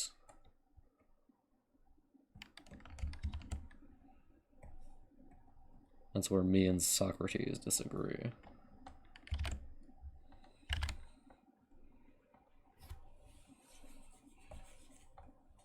Socrates was a privileged little piece of shit, though. Not to be too...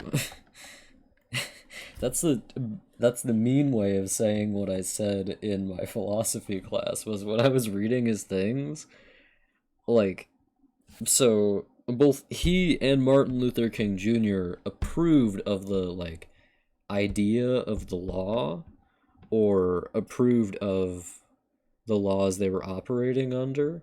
Like, Martin Luther King Jr. was like, I do approve of the Constitution, all this stuff sounds great, but it's not actually being enforced for everyone, even though it's written into the Constitution that black people are still slaves and everything, and other people don't exist, and gay people don't exist, and whatever. So that's written into the Constitution, and Martin Luther King Jr. looks at that, and he's like, you know, I like with the concept we have going on here. I approve of the concept of this law, but I think it needs changing. And to me, the fact that he could look at the laws that have mistreated him and all his people for so long and be like, well, I still think there's good things about these laws. It speaks more of the quality of the law to me than Socrates, who is, like, male and, like, can vote and stuff like that in a society where, you know, at least half or more than half of people couldn't vote. He is coming from a privileged position, even though his, like, intellectual arguments weren't approved of. He's still coming from a position of more privilege than Martin Luther King Jr. was coming from when he expressed approval of the law. There's, like, a different amount of weight that both of their statements have, if you get me. And I think that, all that to say, I think that Martin Luther King Jr.'s praise of the law is more significant than Socrates' praise of the law. Because Martin Luther King Jr. has actually had to deal with the downsides of it more so, even though obviously Socrates also dealt with the downsides of it, that of being publicly executed.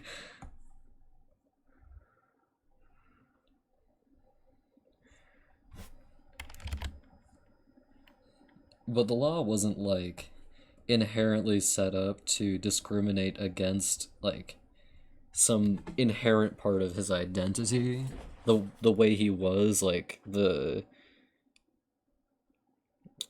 inherent quality of himself. It was his choice to be an intellectual and to express things the way he wanted to.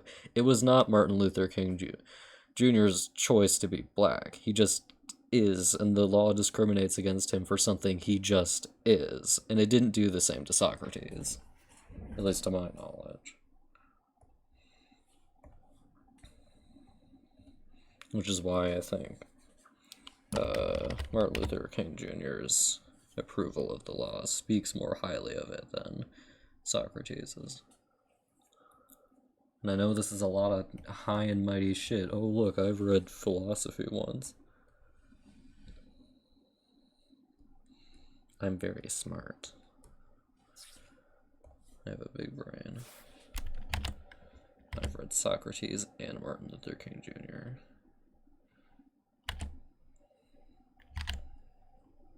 That's just my opinion, obviously.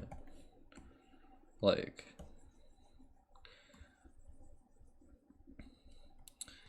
the thing that you will often see in discourses relating to this sort of thing is people just being like, well, that's not true. Like, his approval of the law doesn't speak any more highly of it than Socrates', but it's not true or false. It's my opinion.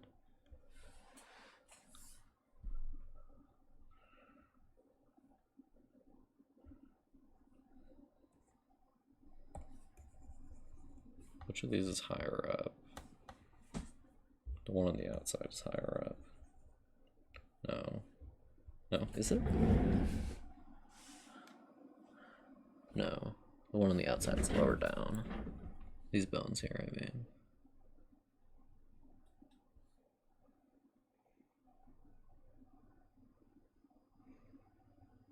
What do you mean by that? Do you believe people's actions aren't enabled by the groups they're in? That doesn't make any sense. Like,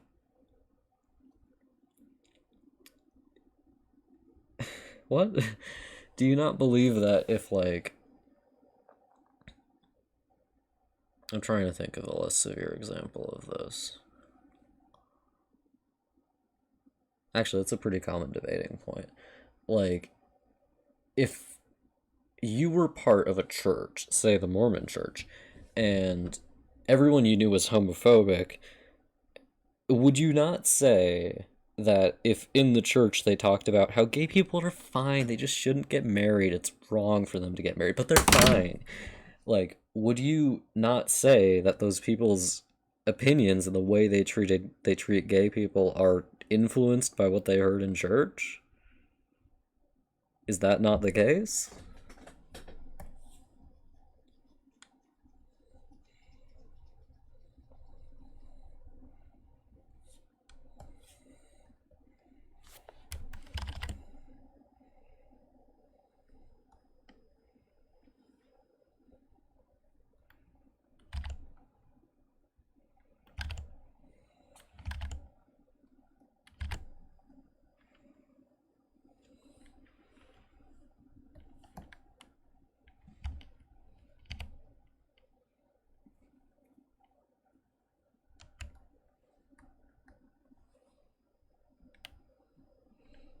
Unfortunately, Phantom, I did bring my facts and logic to this debate.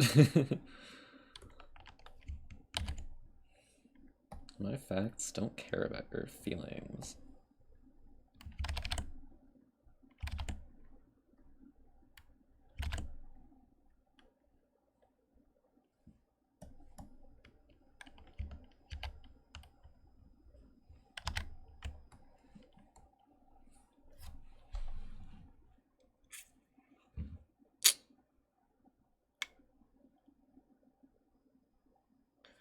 Wait.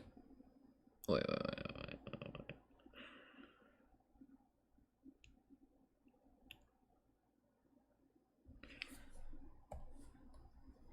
So, so is your assumption that, like, in the case I'm talking about, which I haven't specified what was happening in the thing that I'm talking about, uh, that made me just so mad at the police. I haven't specified what it is, but are you saying that that because one person was doing it, it can't be like descriptive of a larger behavior or a behavior done by more people? But that's not what you're saying, really. You're saying that, like, one second. What you're saying is that the behavior of one person cannot imply the behavior of a group? Or if only one person in a group behaves a certain way, you can't say it's the fault of the group that they behave that way? Or the code of law that a group does, sorry, wrong word, adheres to.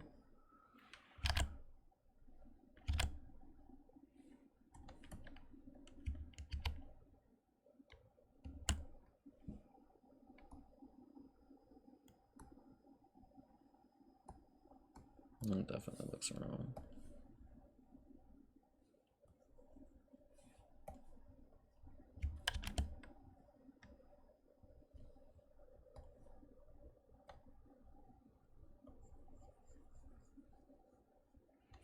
I don't want to misrepresent you to your face.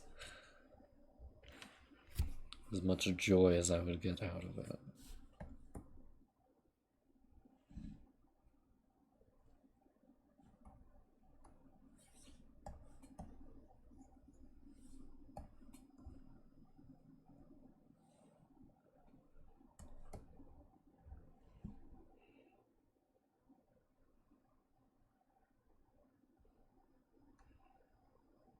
In this case, my argument is that I do believe the behavior of the cop in the clip I watched is indicative of behaviors that other cops are encouraged to do.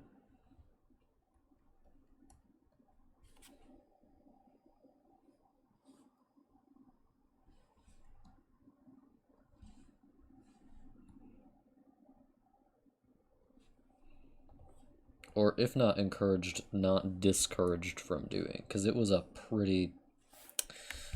It made me mad.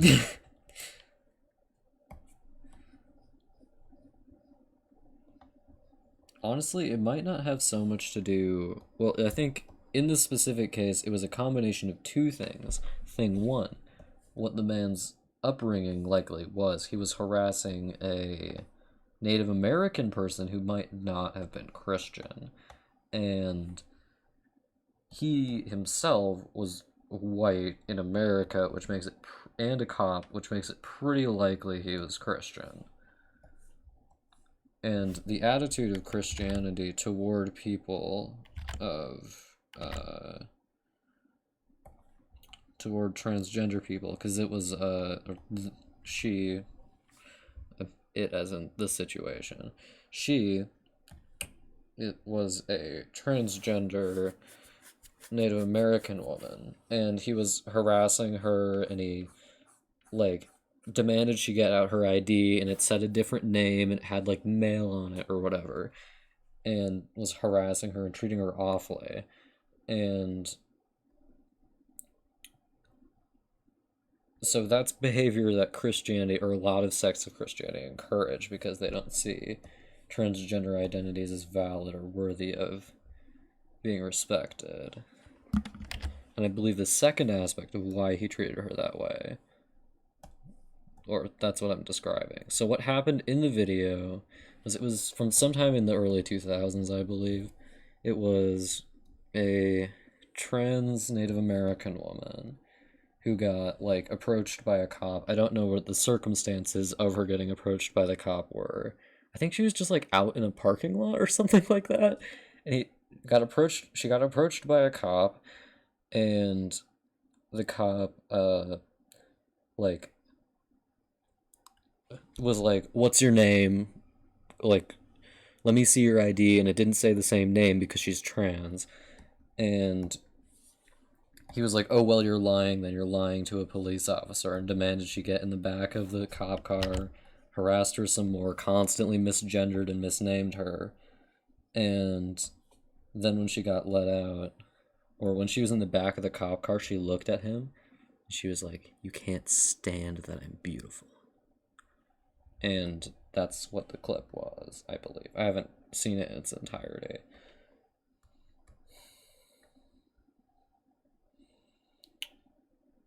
And what I believe influenced his behavior in this case was, first of all, Christianity, likely.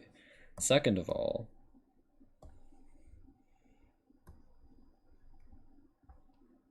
oh darling.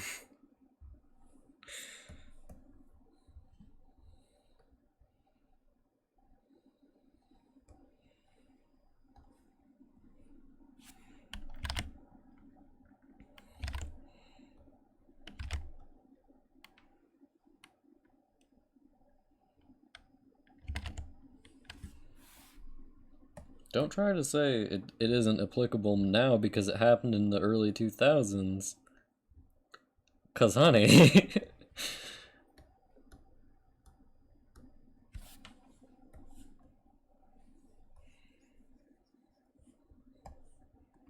That was not 1,000 years ago. That was less than 20 years ago, probably.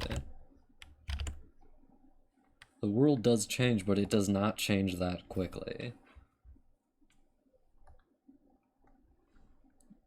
And, so, the first thing, Christianity. The second thing, the way cops are enabled to behave when they have that much control over how they can twist other people around.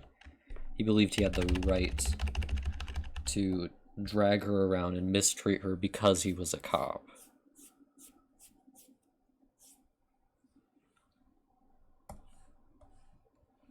Sorry, I didn't mean to grab part of his ball sack there. Didn't mean to ungrab that much.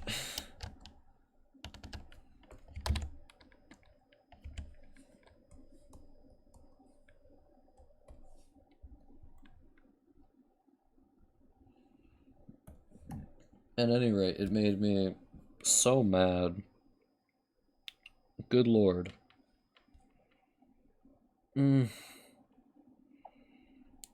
Seeing that kind of thing would have me staring down the barrel of a rifle and saying, "Fuck you."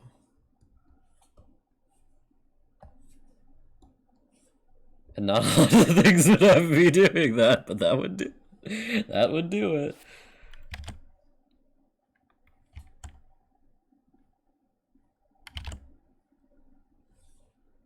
I'm gonna see. I'll see if I can find the clip real quick. 1 second. YouTube. Native American trans woman police encounter. I'm gonna see if I can find it just by looking it up.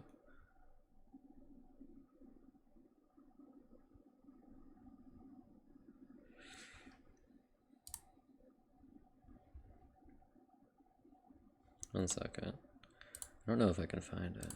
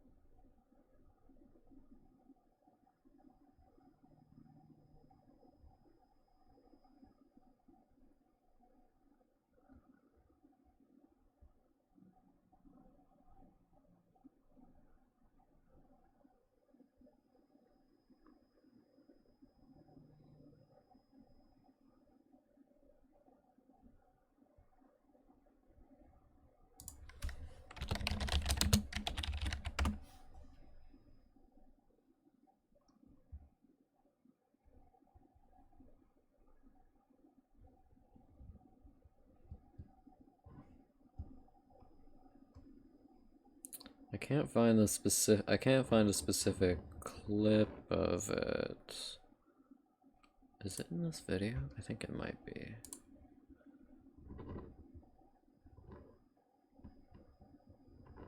I think it might be. I will look for it.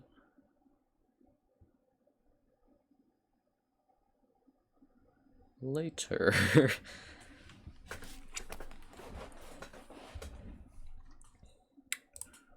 Anyway, no, I was watching on my phone, so it wouldn't be. At any rate, from me looking up police and transgender Native American woman, there isn't a lot of good news related to that.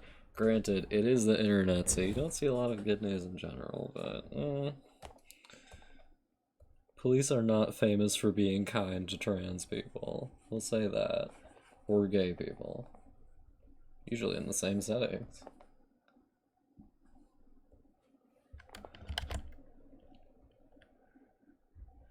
At least today we live in a world where they have to have a different reason to murder us other than cross-dressing. The worst crime imaginable.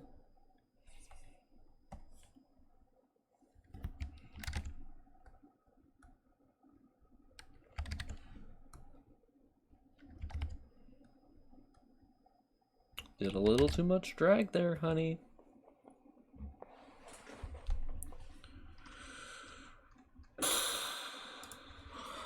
Good God.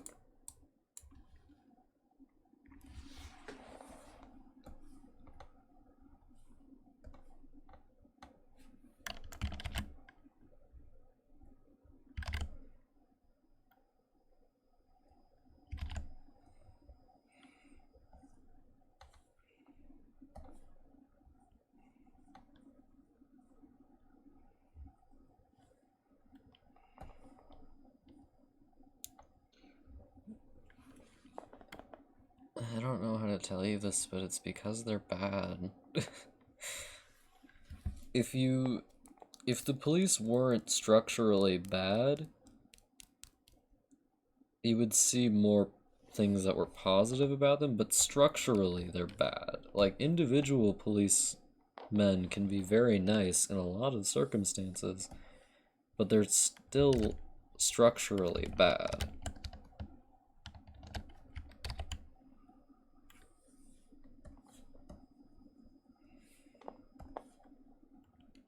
They're still enabled by a system that allows them to treat people like garbage if they're not normal.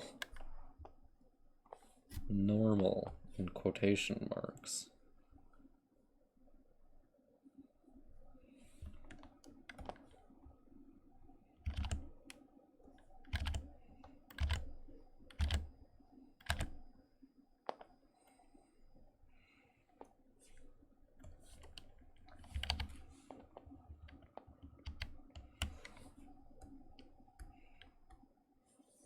And if you're gay, the police are not your friends.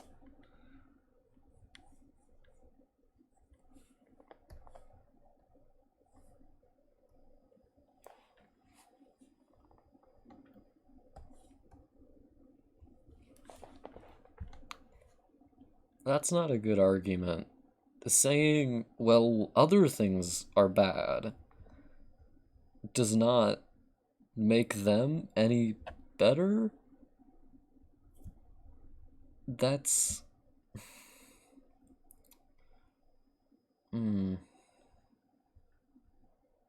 Yeah.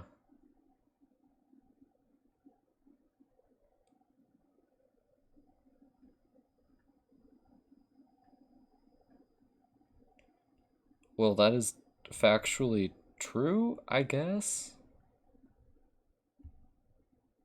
Most things have bad structures at some time or another. But, like...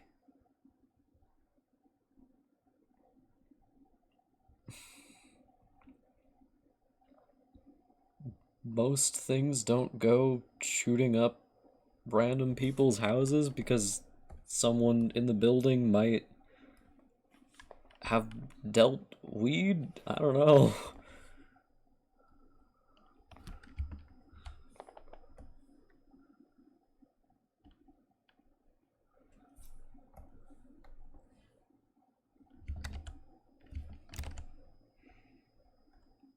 At any rate, most people in most jobs of most stations are not enabled to murder people, so I don't know. Other things being bad seems a bit more minor in that case. I'm drawing this naked man for so long.